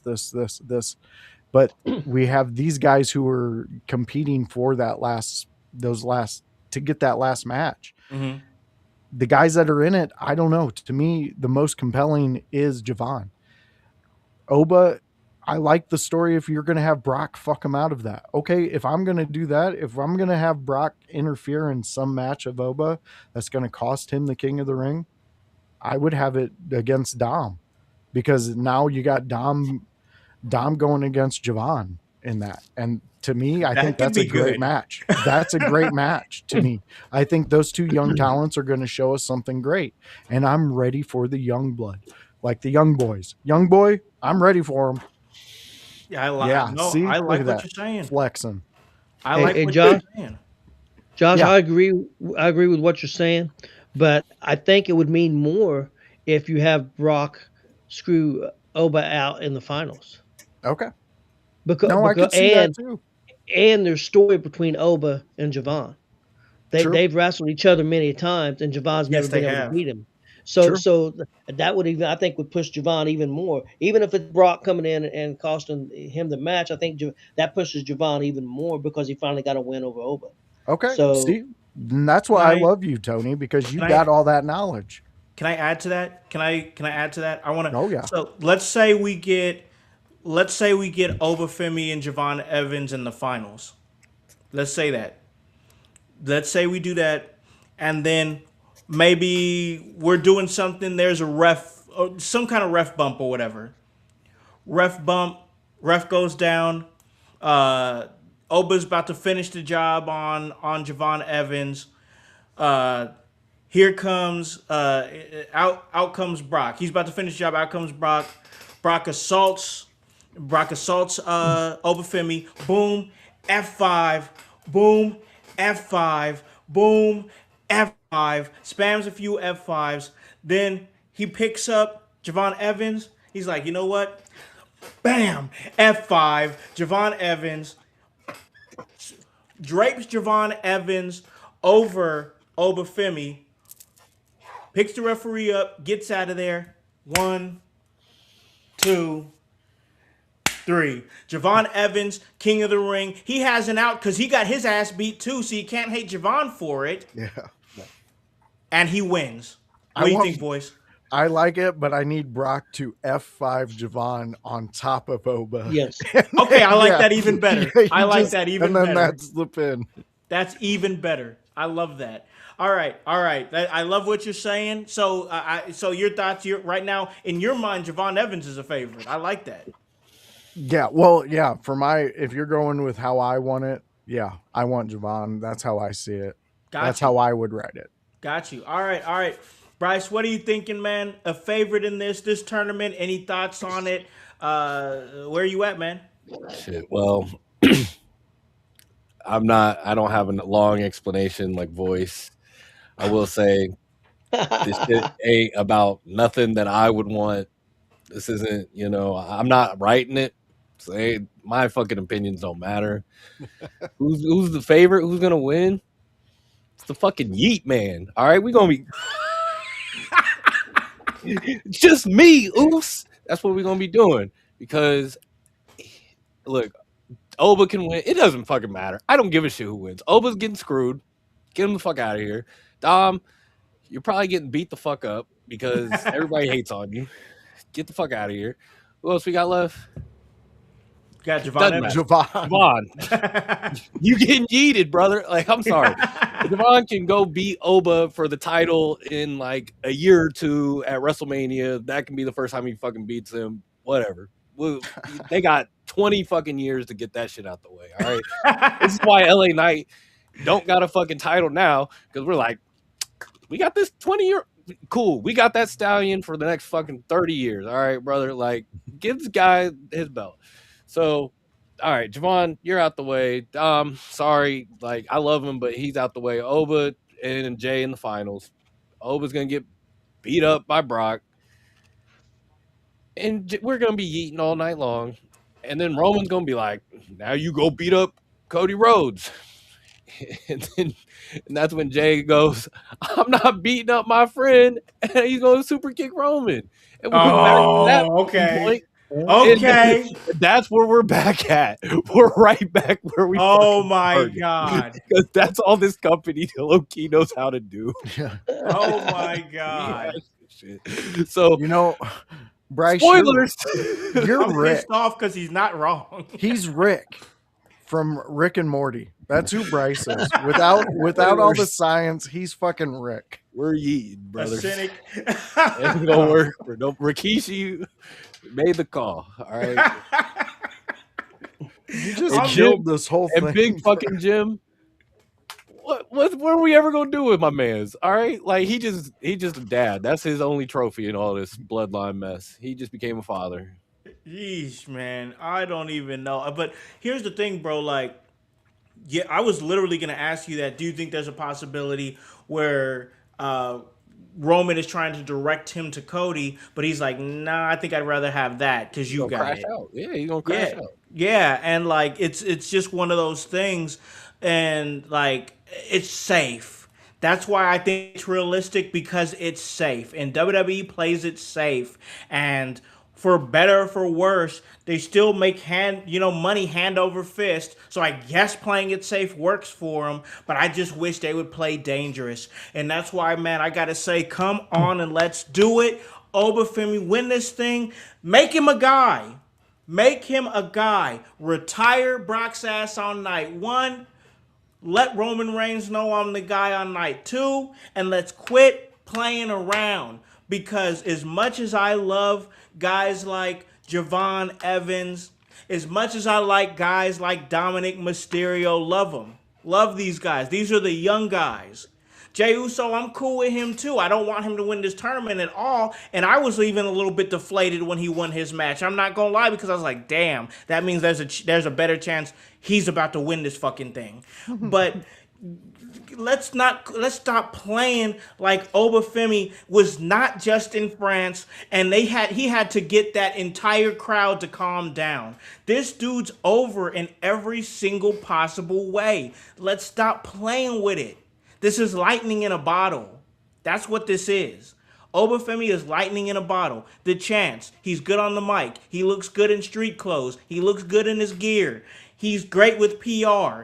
Everybody does the strut with them. His crowd, everything, he checks every single box. Stop playing with it and just go with it. Let him be the guy. Brock's on his way out. Roman said, hey, you'll see me through the summer. Guess what? After SummerSlam, the summer over. So listen, I'm just saying, my favorite, Obafemi. I think there's a real possibility that he can come out and we can make this happen. Let's hit the chat.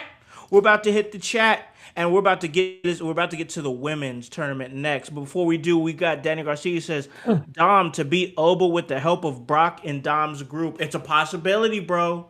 It's a possibility. We talked a little bit about that. So listen, let's go ahead and move on because you got Danny Garcia. He's saying Liv could be queen. So let's jump right to that. That's the queen of the ring tournament. And we have got our last 4 here, and that is Liv Morgan, the current women's world heavyweight champion. She's going to be going up against one of the GOATs, Charlotte Flair, and then, of course, you got Io Sky. She's going to be going up against Raquel Rodriguez. So you don't really have the massive youth movement that you had on the men's side of things, but still a lot of possibilities with the women's side of things. You have Liv Morgan going up against Charlotte Flair. You have Io Sky, who, of course, you know, touted to be one of the best wrestlers in the world today, going up against Raquel Rodriguez, who I think in the last year and a half or so has just shown massive improvements. Daniel Garcia, right there in the chat, just said it. Raquel has improved a lot, even before I got a chance to say it. She has. It's noticeable. Liv is queen. Of course, I think Liv as queen would fit her current character. Especially if they're leaning into the whole Judgment Day drama and everything. And there's already been like Liv's ambitions to be Queen of the Ring has already created some tension in the Judgment Day because you had Roxy that was in the mix. You got Raquel that's still in the mix, and there's a possibility we could possibly see Liv Morgan and Raquel Rodriguez go in the finals. Now I have thoughts on that because would Liv Morgan ask Raquel Rodriguez to lay down? We haven't seen that in a while. I can't remember the last time I saw two people in a match together and they were in a group together or something. They're like, hey, lay down for me. I'm the leader of the group. Lay down for me. This is for the greater good. I can't remember the last time I seen that. And Raquel's not going to lay down unless they pull some finger point of death bullshit, and that'll piss me right off. Please don't do that. Please don't do that. But Liv winning could obviously make her more powerful, more obnoxious, and more isolated from, the Judgment Day at the same time. Because she's winning everything, and ain't nobody else not winning nothing. So I thought this was supposed to be for all of us. But it seems like it's all for you. She got her little dirty Dominic boyfriend who got his AAA championship. He's still in the mix, got some things moving. But everybody else, JD, Raquel, Roxanne, what about them? What about them? So it just poses questions. Io's in there. You can say she's the best work. She's the work rate queen. She's in the mix. She's the best wrestler in the whole situation. She's the best wrestler in the whole tournament right now. So in ring, she'd be a good choice.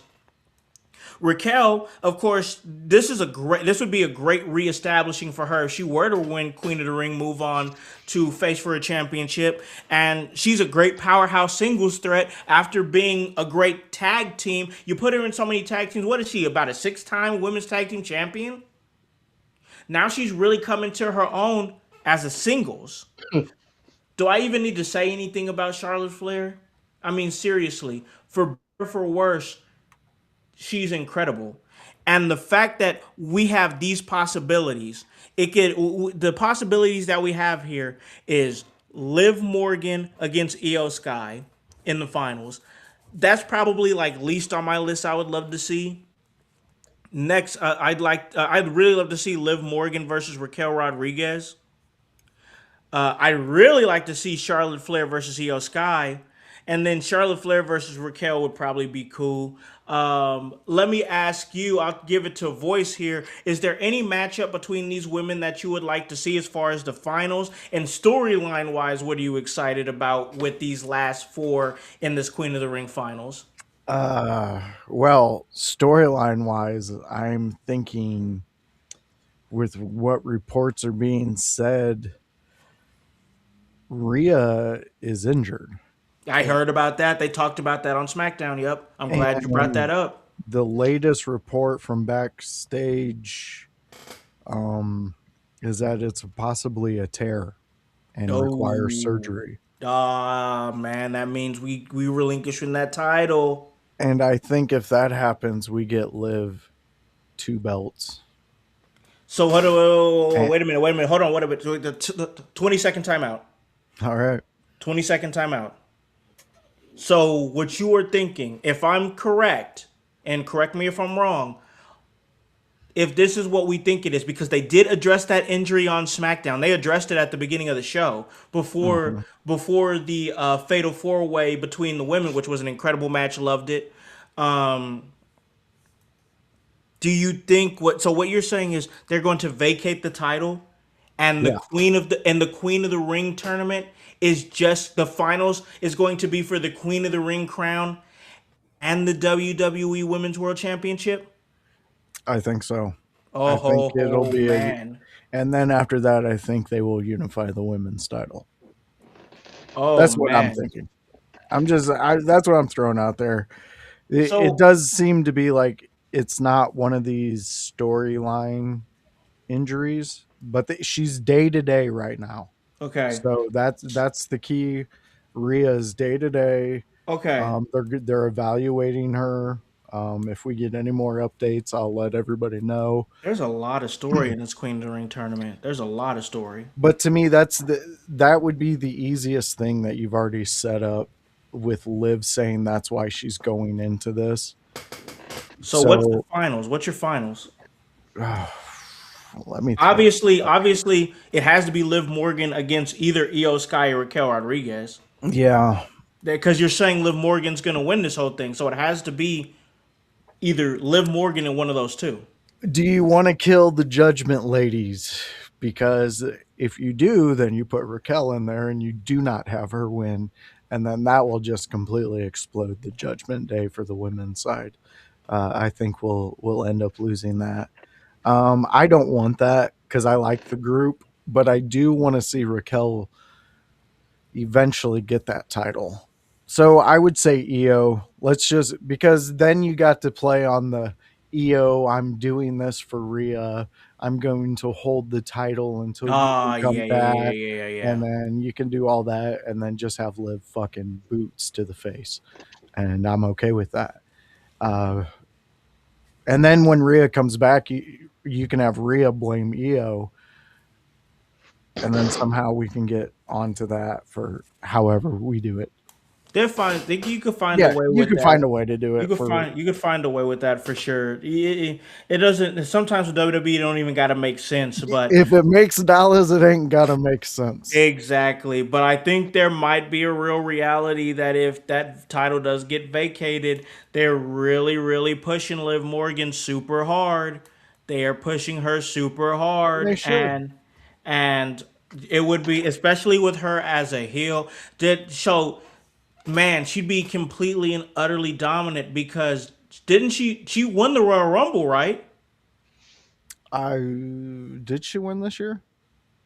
I think she might have been this year's Hold Royal on. Rumble winner. Let me check. And then I think she won the title at WrestleMania. Yeah, I'm pretty sure. Yeah, correct me if I'm wrong on that, I but smoke way too much weed. if she won the Royal Yes. Rumble, okay, so she won the Royal Rumble 2026 Women's Royal Rumble match. and she went on to WrestleMania to win the title. And then she enters the Queen of the Ring tournament. And then not only does she win the Queen of the Ring tournament, but simultaneously, because of circumstances happening to who just happens to be one of her greatest foes, Rhea Ripley, she also becomes the women's world champion. I mean, would this be one of the greatest years of professional wrestling, successful wise in the WWE for either man or woman? I mean, when was the last time somebody won the King of the Ring tournament or Queen of the Ring tournament and won the Royal Rumble in the same year? Has that been done? I don't even know if that's been done. I doubt it. And if that's the case, are we gonna have her win Money in the Bank too? She's gonna hold both titles and then enter Money in the Bank and then win Money in the Bank and cash in on the NXT Women's Champion. Let's just do a complete and utter dominance for Liv Morgan. I can see voices looking that up. Nobody's ever won both Yeah. Thank you, Bryce. Your Has it? thumbs are faster in than the same mine. year. Sorry. Wow. Brock Lesnar won King of the Ring and then the Royal Rumble the next year. But Okay, that was the closest thing. wouldn't this be if they do this with her? And let's just say she somehow enters Money in the Bank and she wins that too. Wouldn't this be how? To me, if I was AEW, I would look at this and I would be like, "Oh, they're showing us how they would have wrote Monet winning all those titles and things like that through this lens." Oh. So, because you're basing Liv, who if Liv can pull this off and win the Queen of the Ring, and then somehow that Rhea's injury forces them to vacate that title. So the prize is that at the end of this, and she unifies the championships, because I think that's where they might be going. I'm not 100% sure, but it just seems like that, because you can float. Honestly, I don't understand why we don't have even the men's unified, because you can float the champion from show to show. They used to do Exactly. it back in the day. Anyways, I think that's the route that we might be going. I don't know though. It'd be an easy out. Listen. I didn't even consider the fact that nobody's ever won the Royal Rumble and the King or Queen of the Ring tournament in the same year. They can literally like, hey, she's already they love Liv Morgan. I think we Yeah, all know that WWE loves Liv Morgan. Whether it be her new music video, the way they've been presenting her, the way they've been polishing her for years, literal years for her to get to this point. I mean, even they showed signs they loved her years ago when she cashed in Money in the Bank on Ronda Rousey. yeah. They showed that they like Liv Morgan and they love Liv Morgan and they're going and going. Didn't she just win the Crown Jewel Championship like last year? Year or two ago, yeah. A year or two. They love Liv Morgan. Yeah. They love Liv Morgan. There is a real chance that she could win this tournament and just completely and utter just dominate the women's division on both brands. And she would be annoying about it. Exactly. She would be annoying about it. She'd be perfect for that. If you're trying to build that type of champion, dude, she's a female Jericho when it comes to that shit. Yeah, because she's taking everything, every single thing. She's taking it. Let me get Bryce's thoughts on it. We just talked about a lot about this Queen of the Ring tournament. Let me get some of your thoughts. What would your finals be, and who do you have winning this thing? I mean, before I I guess lock into that, like to add to that tangent. I mean, like, shoot, if you got the belt and the Queen of the Ring gives you the title shot, right? Yeah. Yes. So like, if you really wanted to say she was like, oh, take all the belts, like Dom's got the AAA champ, make her the queen of the luchadors now when she wins Queen of the Ring, like, and now she's holding 3 belts that are like all of your companies basically right there. Yeah. But I think the final, I guess I really wasn't accounting for the injury, because in my head, like, the final is probably Flair and Io Sky, because a The couple reasons, history I with guess. Rhea. The history with Rhea, obviously. Flair is the only SmackDown competitor. Yeah. literally In the whole tournament. So I think that, she should probably take the SmackDown belt if that's the case as well. True. So just the simple things are there. I think also, I guess an injury is funny to me sometimes in this business, because sometimes you gotta drop the belt after 5 days and you're gonna be healed up in like a month or two, or sometimes they just fucking play it off for the next 6 months and you never had to wrestle a match anyways. So like, I don't really understand like why it matters sometimes and why they will force the vacate. But yeah, I think that's probably where I would go with the final, is probably Charlotte and Io. I think the biggest, you're bit, I don't know, because really all 3 of them, like Raquel, I really am high on, but I think if you're putting together, say, a match at SummerSlam or something like that, you're not getting the same on the card putting her in there against whoever is holding the belt, as opposed to any of the other 3, if that makes sense. Yeah. Like Io Sky is the best wrestler in the company, so like, you already know wherever she's at is must watch. Charlotte Flair has the name, so she's a must watch. Liv Morgan is the champ, who's the greatest Royal Rumble winner ever, so it's like, that those people are going to sell the card regardless. So yeah, I guess I'm with those 2, and I'm thinking Io Sky. Okay. Okay, all right. I so so would you just so at this point are we just saying whoever wins this thing is just gonna take Rhea's title? I mean, we don't have any confirmed information, so we I mean, can't really say. if she's day to day, I think we're still building to.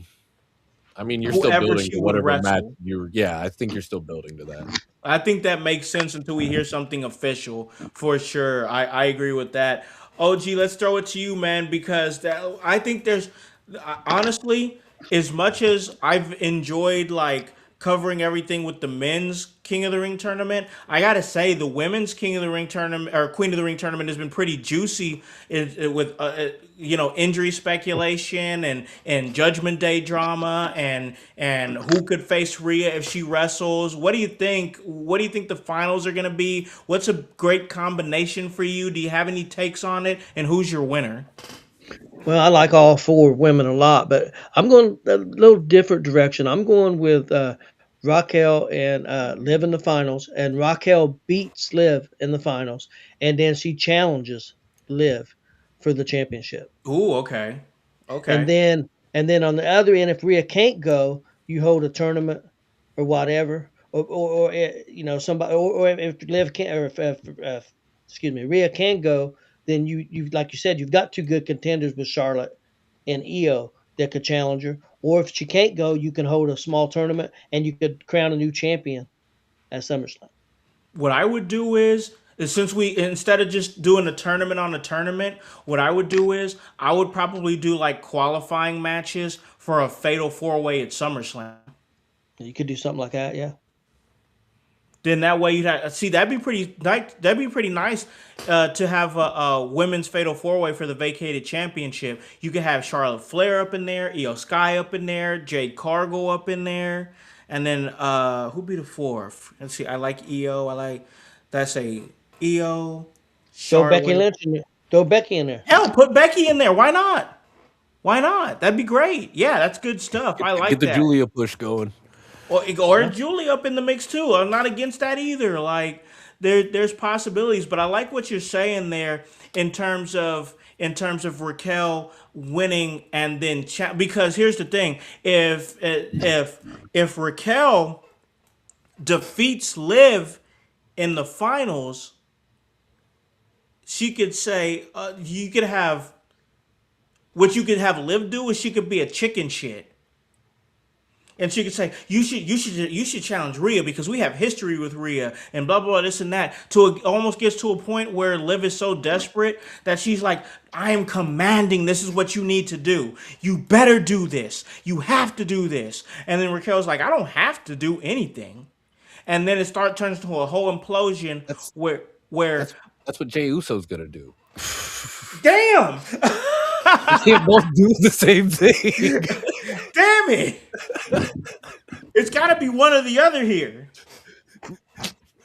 Which I think the Jey Uso thing could work, but I think it only works if Jacob Fatu is the leader of that group. We still have Jacob in the mix. How is he falling into this in any kind of way? You have Jay still but this is storytelling, guys. We're having this whole conversation, this tournament that falls into what Jey Uso is doing with Roman Reigns trying to be like, hey, let me point you in that direction. But then you have Jacob's like, oh, I'm not going to listen to nobody but Roman. I'm not listening to you, Jay. How is this all going to mixed together? It's really interesting, and I'm enjoying. This is really an intriguing King and Queen of the Ring tournament to me. I'm having a whole lot of fun with it. But even on the flip side of things, on the AEW side of things, I'm enjoying it. We're gonna stay with the women, and that is the women's Owen Cup on the AEW side of things. And that one's going to be interesting because there are some elements in there that have really got me thinking, what are we doing? So our final four in that whole mix, as far as the women's Owen Cup goes, we have Hazuki going up against a returning Mercedes Moné, and then we have the women's Ring of Honor champion Athena going up against the sleeper in this whole thing, the Cinderella story, as it were, Maya World. And Of course, I got to tell you, it's great to see Mercedes Moné back in an AEW ring. It was sorely needed, and we're gonna see her go up against Hazuki. And then we're gonna see Athena World going up against Maya. Athena going up against Maya World. Of course, whoever gets to this, whoever between these two matches, was gonna move on to Forbidden Door, and then we'll go on to face Tekla at All In London. And a lot of interesting thoughts here because Mercedes Moné's in the mix, who is, I think she just won the Owen Cup last year. So she's the defending Owen Cup champion, basically. And you have Hazuki, who I went on a limb and said I don't know much about, but when I did get a chance to see her, she's pretty damn good. She went up against Persephone, and that was a really good match they had on That was a Collision for great sure. match. Yeah, the reason I even checked it out was because of voice, to be honest with you guys. And then you have Maya World, who shocked everybody and showed a tremendous amount of fortitude and mental toughness by advancing in the tournament, being a stand-in only days after her brother passed away, her little brother. And then, of course, you just have a staple Ring of Honor and somebody who we've questioned for a long time. Like, when are we going to go with it? When are we going to finally unleash Athena on the main roster world title scene? When are we going to do it? It's a big question. It is a big question, and it's a good question. Are we going to establish Mercedes Moné? I mean, at this point, if Mercedes Moné wins the Owen 2 years in a row, we got to call her the Queen of the Owen Cup, right? Yeah. Might I as well mean, call her Queen of AEW. exactly. At that point. Exactly. Here's the thing. Hazuki gives the bracket some credibility with the international work rate energy that we got a chance to see against Persephone. Then Maya World feels like a fresh face wild card that makes this tournament pretty fun as well. Voice, give me some of your thoughts on this Final Four. Who do you think is going to be in the finals?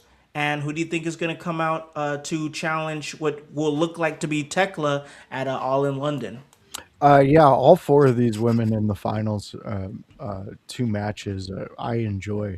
Hazuki, I've started watching recently, and that match with Persephone, she really showed me something. Yeah. That she's able to go. But I think Monet does take that win. The Athena, I really want to see Athena go because I want to see her Monet go for something that is meaningful and that can put the next one to the next level. With Monet winning it two in a row or Athena winning it, it would be pretty cool. But I really think Maya might get that because there was just such an organic pop for her winning Yeah. and getting that push. So I think it might boil down to Monet versus World. But I think Monet ultimately gets the win. I think they're going to do the back-to-back winner for her because there's missing spots in the women's division right now. No fault of any of them, but just due to injuries and waiting for them to get back, there's some missing lulls there. You had to bring Monet back, which seemed earlier than what you guys were going to, just based on the stories that we were watching being built before the injuries happened to Tony Storm and Nightingale.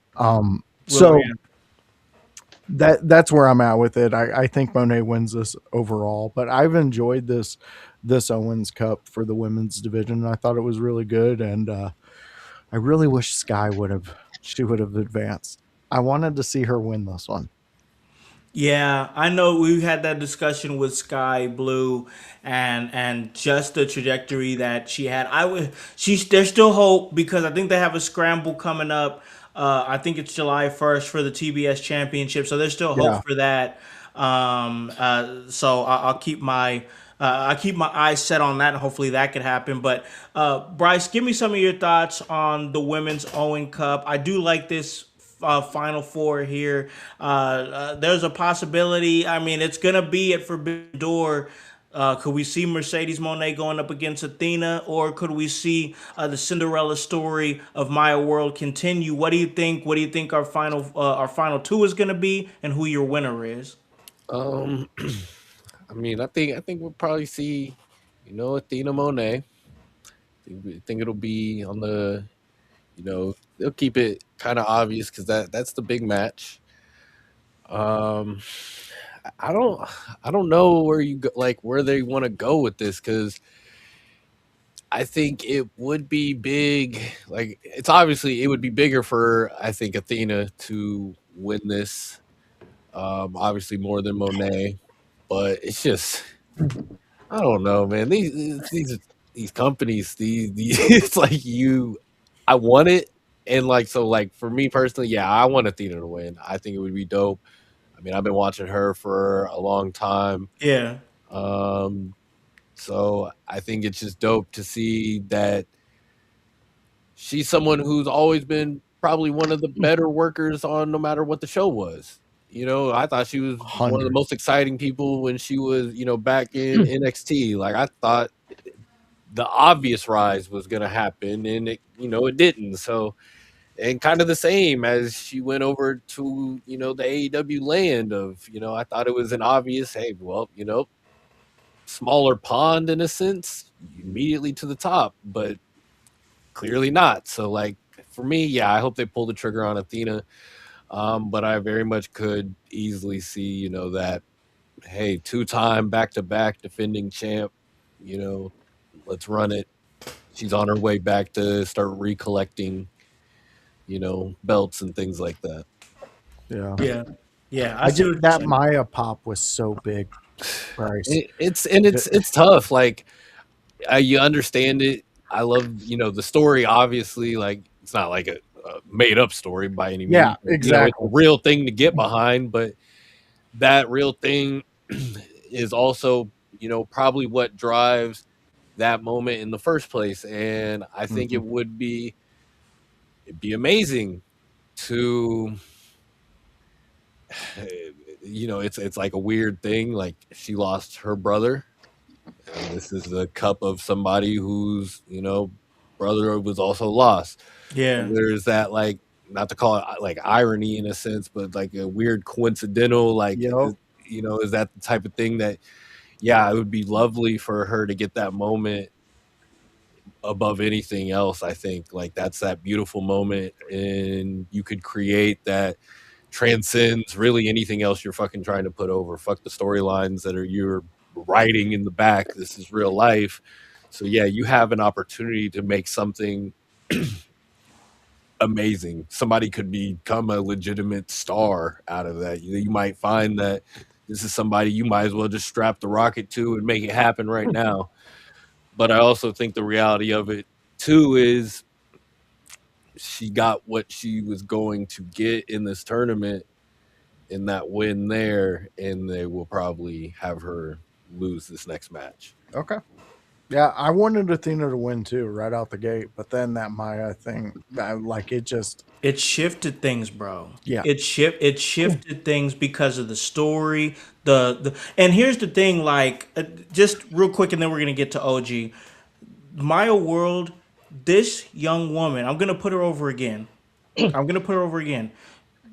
Every single small opportunity, every single voice, 5 minutes that she gets, she's utilizing it. Whether it be, oh, there's this women's tag team. Oh, we don't want to eat a pin on the AEW pre-show. My world, hey, me and my tag team partner, we'll get it. We'll take We'll eat care of them. it. We'll do the Nom, nom, job. nom, nom, nom, nom. We'll do the job. Here's a contract for that. Oh, we had somebody had to drop out of the tournament. Willow Nightingale couldn't be in the tournament because of injury. Oh, we had another injury happen there with who was it? She was over in Japan. She had just got injured, and it was the neck injury that OG was talking about. So she had to fill It in. begins with an S. Suzuki. Yeah, Suzuki. Oh, Suri, Okay. Suri, sorry, Suri. Three. Suri, yeah, Suri. So she had the injury. Suri had the injury, and Maya World comes in and is like, "Hey, here's the thing about that situation. Maya World wasn't even the understudy. She was the understudy to the understudy. Uh, Do you understand how crazy that is? and That like you are the understudy to the understudy, and you came into a tournament that has championship implications and you win? it's an opportunity to really give somebody a name, and I want that for somebody so bad, but then it's also like, if you don't give it to them, if you don't just do it now, It's what gonna pass happens to this by. person? It's gonna Yes, pass Yeah. this by. you fall back into the obscurity, and now you're still just having to scramble for those, hey, we need somebody. So Well, and that's what this cup's about. That's what Owen was about, was training the people to get better and to be the best at what you're doing. Be ready when your number gets called. Yeah, that I mean, fuck. I bet you when Owen was sitting back there watching Davey and Brett fucking tie up and do shit, when he had to sit back there and just watch, he was waiting for his chance. And once he got his chance, he became the beloved character. I think if you're writing a story, wink, wink, nudge, nudge, this is the perfect way to honor this tournament. And it just fell in your hands. As Yeah. gross as it may be, as gross as it may be to capitalize off of feelings like that, you there's some type of poetic beauty to it, that you could give this talent, this woman who's gone through tragedy, much like the name in the cup, that chance to shine and to make a positive statement and message out there. I would take it. I would take it 100 times over. And her humility has been so inspiring. Exactly. You And know, like the way that honestly, you're talking me into it. Like the way that she's been ready. Like in my mind, Maya World is the epitome of being ready when your number is called. yep. Being there to take a pin on a pre-show, being the understudy to the understudy and winning in this tournament, like it's insane to me. Like, I understand we have massive names. Athena is a massive name. Mercedes Monet is a massive name. I get it. I get it. But man, you could take a major, major swing right here. Let's give it to OG. Let's get some of your thoughts. We're breaking down the bracket of the Women's Owen Cup tournament. Who do you got in the? That's gonna move on to the finals. Who do you got in the winning the finals? And then just give some thoughts on the tournament itself. I thought the tournament's been decent. I think Mercedes is going to win her match. Now there is history between her and her opponent. They've wrestled twice. They're one Okay. and one against each. They're 1-1 against each One other. and one. Okay. Yeah, Okay. but I think Mercedes wins. I agree with you guys about Maya World. I would love to see him do something like that, but I just don't. I'm gonna be honest. I mean, I'm just being. I don't think she's ready as a singles competitor. Yeah. Okay. I watched her last match that she won. I thought she looked okay, but I don't think she's ready for that next level as a singles competitor. That's fair. Maybe they can build off this into her tag team and maybe go to the next level there. But I wouldn't be shocked if she won this next match with Athena. But I'm gonna selfishly say what I want to see happen. I think Mercedes is gonna win it all. What I think is Yeah. gonna happen. What I want to see happen is Athena and Mercedes in the finals. They wrestled a year or two ago at a big event, and Mercedes got that win. I want Athena to get that win back, and I want Athena to win it all. If you want to build up this women's division, you've already got Mercedes. She's there. She don't need to win. Yep. Yeah. Athena does. So, and if you really want to build that, I think that's the right thing to do. But Wouldn't it I be just, amazing? yeah, but I think Mercedes is going to win it and go on to face Tekla. So Yeah. God, Yeah. it's what I. Athena would it's be what. so badass though if they let her win it. Now Oh I think man. what would be cool, what I would like to see happen, and it'd be great if it did, is Tony Storm shows up and challenges Mercedes. Mercedes loses, and you get Tony Storm and Mercedes at that big event over in Yeah. England, Yeah. That'd be good too.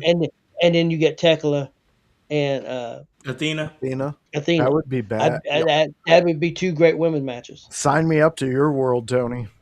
Yeah, I But like that. we'll Yeah, see. that's yeah. We will see. We will see. Okay. So I got to tell you, I love Maya World. I've become such a big advocate on what she's doing and everything that she's been through. I'm just connecting dots here. First off, I'm thinking of Forbidden Door. Forbidden Door. I think there's a strong possibility that we could see Athena versus Mercedes Moné at Forbidden Door for sure. It's already been announced that Tekla is going to be facing Stardom's Starlight Kid at Forbidden Door. So it's going to be Tekla. She's going to continue her war on Stardom by going up against the promotion's Starlight Kid, who actually Starlight Kid's beaten Tekla before in Stardom. So she's gonna go there and she's gonna represent Stardom.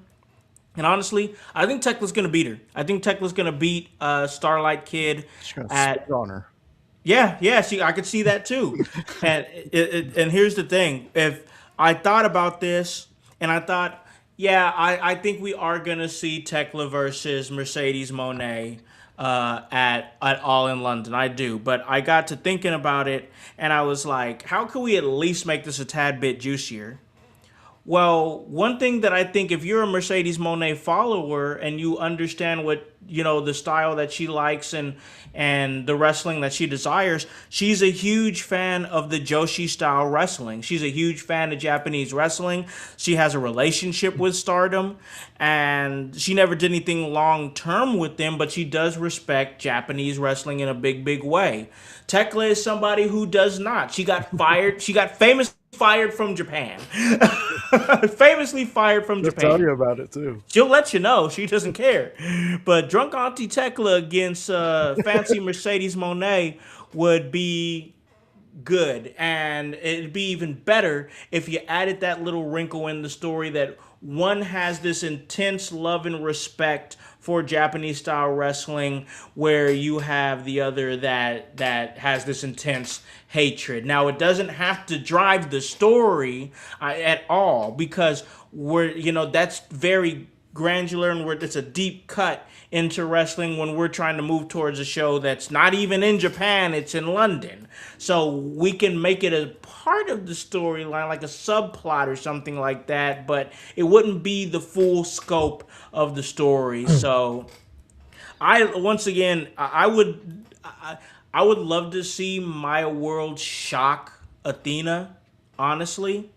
I wouldn't hate that, because remember, Athena is still, the Ring of Honor Women's Champion, and has been for probably over like 1,300 days. But once again, my mindset is also on, man, Athena really needs to come to the main roster. She needs to come to Dynamite. I don't understand why it's taken so long. There's a lot that plays into this. But yeah, at the end of the day, I think it'll be Athena and Mercedes Moné. Mercedes Moné becomes the queen of the Owen Cup and goes on to face Tekla at All in London. So we can keep this next one tight before we slide out of here, because the work's already done, gentlemen. Yeah. We're already there to the finals on that one. And that's the finals of the men's Owen Cup. Swerve Strickland is going to be going up against Will Ospreay. And that is on Sunday, June 28th in San Jose. Of course, Forbidden Door, part of that triple main event that they've talked about, and we talked about on Thursday on the AEW review show. I mean, does anybody think that Swerve can really seriously win this thing? I mean, the story is so clear cut with Ospreay and him being in London. I mean, does anybody out there, and if you do, it's cool, is there anybody out there on Swerve's side here? I mean, is there any Swerve evidence that he can win this thing and go on to All in London? Anybody?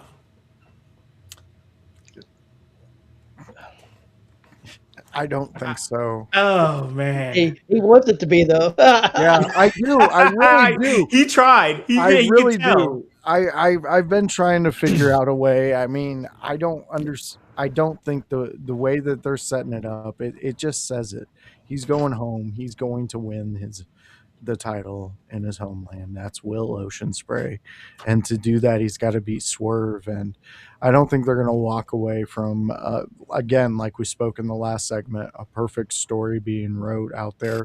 But fans, if you do have a different opinion and you're listening on the podcast forum, what you can do is click those three dots and it'll give you a view into how you can leave a comment or review. Yes. Review us, let us know what you think of the show, and let us know what you think of this moment right now. And we'll Can talk about Swerve get over Will Oceanspray? There's only one way, I think, guys. I think that the only way Tony, save my soul, please. is to Moxley and them turn on him. Turn on Yeah. Ospreay, cheat him out of everything he wanted, and then you've got a big match with Moxley and him and over at All In. That'd be the only way. I love it. I want that. But you still have the visual of Will Ospreay holding up a championship if he beat Moxley for the Continental Championship. But I don't think it'll have the same effect as the AEW Championship in his homeland either. Too, I think that people, as much as I think that's it's a pivot that could work, you could do it. I think that people would feel like that they wanted the bigger swing with Will Ospreay. So I don't know. There's just it seems like that's exactly where we're going. Bryce, you got any thoughts, man? Man, I feel like Tony just sparked something in the mindset of like, I feel like, yeah, it's AEW can be very safe in the sense of they like to give the people what they want. Mm-hmm. And like what part of the card do we think this match is? Do they ever send people home really like upset like that? Like, do they ever really leave you just like, oh, we hate this guy for what just happened? Like, and maybe they do turn on Oceanspray in his homeland when he's about to win the title and all this stuff. Or, I mean, I think the obvious is he wins. I think that the Death Riders, they have to probably play some part in it to take credit from him. I feel like his win is going to be tainted. I feel like that is what's going to drive their story further along, is that there's something in the way he wins that isn't just him doing it in front of his people in his country, but they're going to take away something of that from him to where it's you did this because of us, not just because you went out here and did it. Like, you did this because you're a Death Rider. So I mean, I think Oceanspray is the obvious choice. But I do think it would be very interesting to have Swerve win it, and kill the audience in a sense of, like, in a way I can't think of AEW doing like that. Is such a WWE move to me. Yeah. Just to shut it all down and just say, you know what, Swerve Strickland took everything from the fans. He took the moment of Will Ospreay hoisting the AEW championship in front of his homeland, his hometown, his people. They took that away, and then we just be like, Swerve Strickland is the ultimate dick. Swerve Strickland could go on a Triple H style run after that. It would be epic. It's like either he just wins, or like I said, like, you just make everyone hate the Death Riders for real. Like, you just make them actually hate. Give him a reason to hate him. Yep. Yeah. No, that's a great point, Tony. Give them a reason to hate them instead of these petty things that I come on here and I'm picking apart John Moxley because he's doing. And yes, I will give credit to Bryce that we have a drunk uncle and aunt thing going on there, and I believe Mox is the drunk uncle. But what I do love about In Your House, though, is that we have a UK expansion, and there will be a correspondence out there from In Your House watching this live at the All In show, and that is Nightwing here, and he has a comment going, I feel they either give Will the big massive world title win. It can't be anything less than that. Well, You know what? Thinking out of it as a perspective, especially with the fact that he's going to be there and representing In Your House there in Wembley Stadium, which is going to be so amazing that we're going to have an In Your House member there. I could understand where it'd be like, hey, I want to see him win that big moment. I'm going to be there to see that. And, but also, once again, it's just like Bryce was saying, do we want to just stifle all that and make either Swerve Strickland just the biggest asshole, or finally say, hey, the Death Riders, we're not riding the fence anymore. They're complete dicks. Where are we going with that? OG, I think you had a thought. well, it might make more sense though to get them to that stadium match, and then the Death Rider screw 'em. Ooh, right there at all Because, in. Ooh, man, that because would piss that crowd off. and because one reason is because, and I'm not putting AEW down, their ticket sales has not been super great for so far for that show. Only about 25,000. They're about 15,000, 20,000 behind what they were last year. Yeah. They still Oh, got some man. time, but so that may be one reason why you don't want to have Osprey lose at Forbidden Door. You may You want, could if you're going to have him lose, you might want him to do it.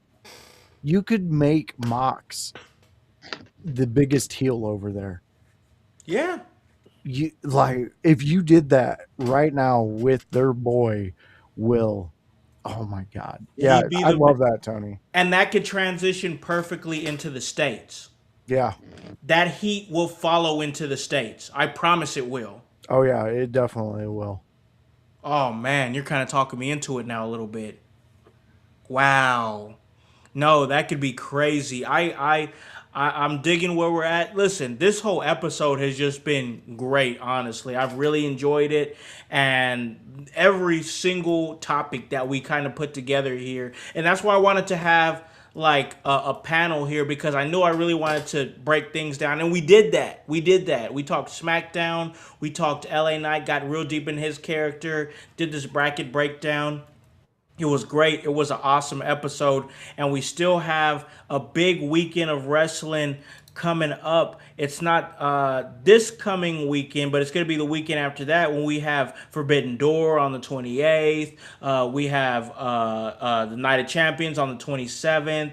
A lot of things moving. So we're going to be covering that here at In Your House, of course, and doing our thing. We're going to see what we can do. Maybe we have to see if we could put a watch along together. I really enjoy doing the watch alongs with the guys, so we'll see what we can do. But hey, this was a really great episode, and I enjoyed it. Let me go ahead and give these guys the opportunity to plug anything that they want to plug. I'll start with Bryce here, man. Where can they catch you and everything you're doing?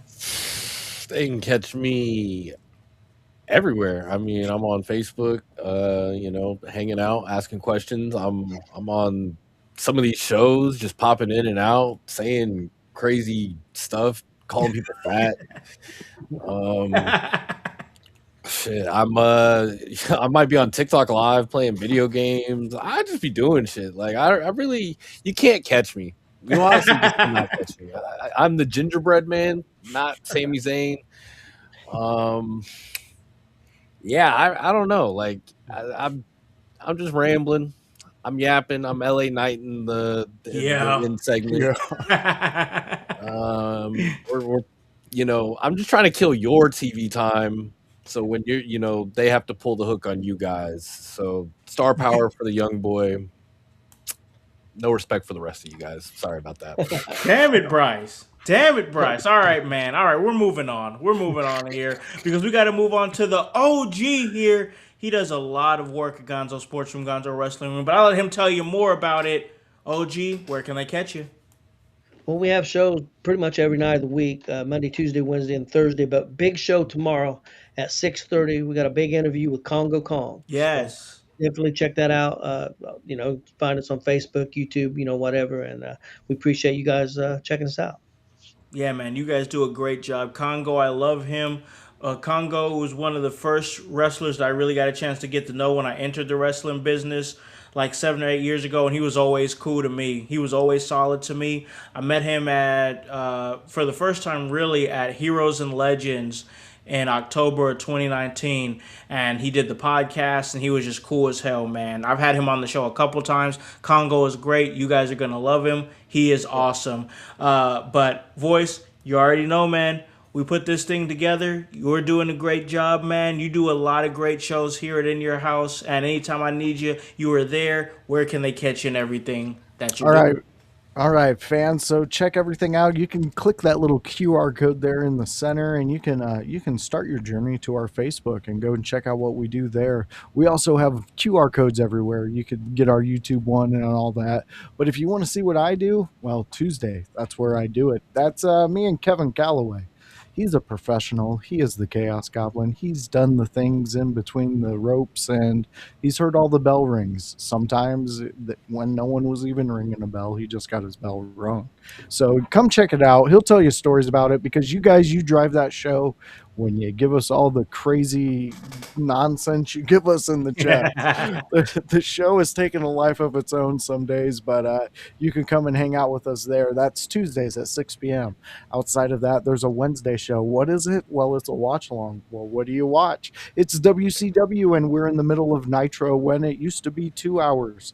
But when you cut everything out and you condense it down, it's an hour, and it's an hour of some of the greatest stories being told in the 90s. Do you like bright colors? Do you like face paint? Do you like guys who look like they go to bars and just pick fights with guys who look like they can fix your computer? Well, WCW's got that, and me and Howse cover that. So come join us and have a great time with some Monday Night Nitro on a Wednesday. That's at 6 p.m. Guess what's fun? It's AEW. Yeah, I said it. AEW can be fun. And guess who can bring that to you? Well, OG Tony can, I can, and Howse can. And we'll do that to you on a Thursday at 6 p.m. where we discuss AEW Dynamite. Yeah. See that, LA Knight? We're taking your phrases and making places better. Yeah, we do it all the time. You'll hear it about 3 or 4 times during that fucking show. Guarantee it. So come hang out with me, Howse, and OG Tony, where we talk AEW Dynamite. And sometimes this is a little secret time. Young Boy pops in and he gives us his thoughts on it. And they're pretty funny. He called Tekla the drunk auntie. See, it all flows together. That's the In Your House Network. Come be a part of it. It's fun. Give us your reviews. Like we said, Spotify, 3 dots. Click them. You can give us reviews. You can leave comments there. You can do all the fun stuff. We just want you guys to interact with what you're hearing today. Absolutely, man. Great, well said by voice. Make sure you follow us on Spotify and Apple. Hit that subscribe button, everything, man, because we need those 5 stars as well. It really does help. It truly does help. Beyond what you're doing right now, which is hitting play and listening, subscribing and giving us those reviews and 5 stars, it truly does help. It helps us stay charted and gives us more possibilities and more chances for ads and whatnot. It all helps, I promise you. So man, it's been a really great episode. We got some really great shows coming to you guys. I'm working on some great guests that are going to be coming up here pretty soon. We're going to have Jasmine St. Clair. She's going to be coming on the show. That's going to be another great one. And we're just moving forward. Like I said, we got a big wrestling weekend that is going to be coming up and the last week of June, where we're going to be covering a lot of wrestling in that weekend, whether it be Forbidden Door or Night of Champions and everything else in between. I think TNA's running that weekend as well. So a lot of wrestling, and we're going to give it to you, y'all, because it's all part of the work. And that's HOWSE, and the W stands for work. So for the young boy, Bryce, in the building, for the OG of professional wrestling, Tony Gonzalez, for the voice, Josh Joseph, and the whole team here at In Your House, I'm all the Con Man House, here to remind you to tell a friend to tell a friend to tell a friend to hop on this bandwagon, get on or get gone, because the household is still going mighty strong. You guys have a great day, great rest of your week. We'll see you Tuesday. Peace. Yeah. In your house with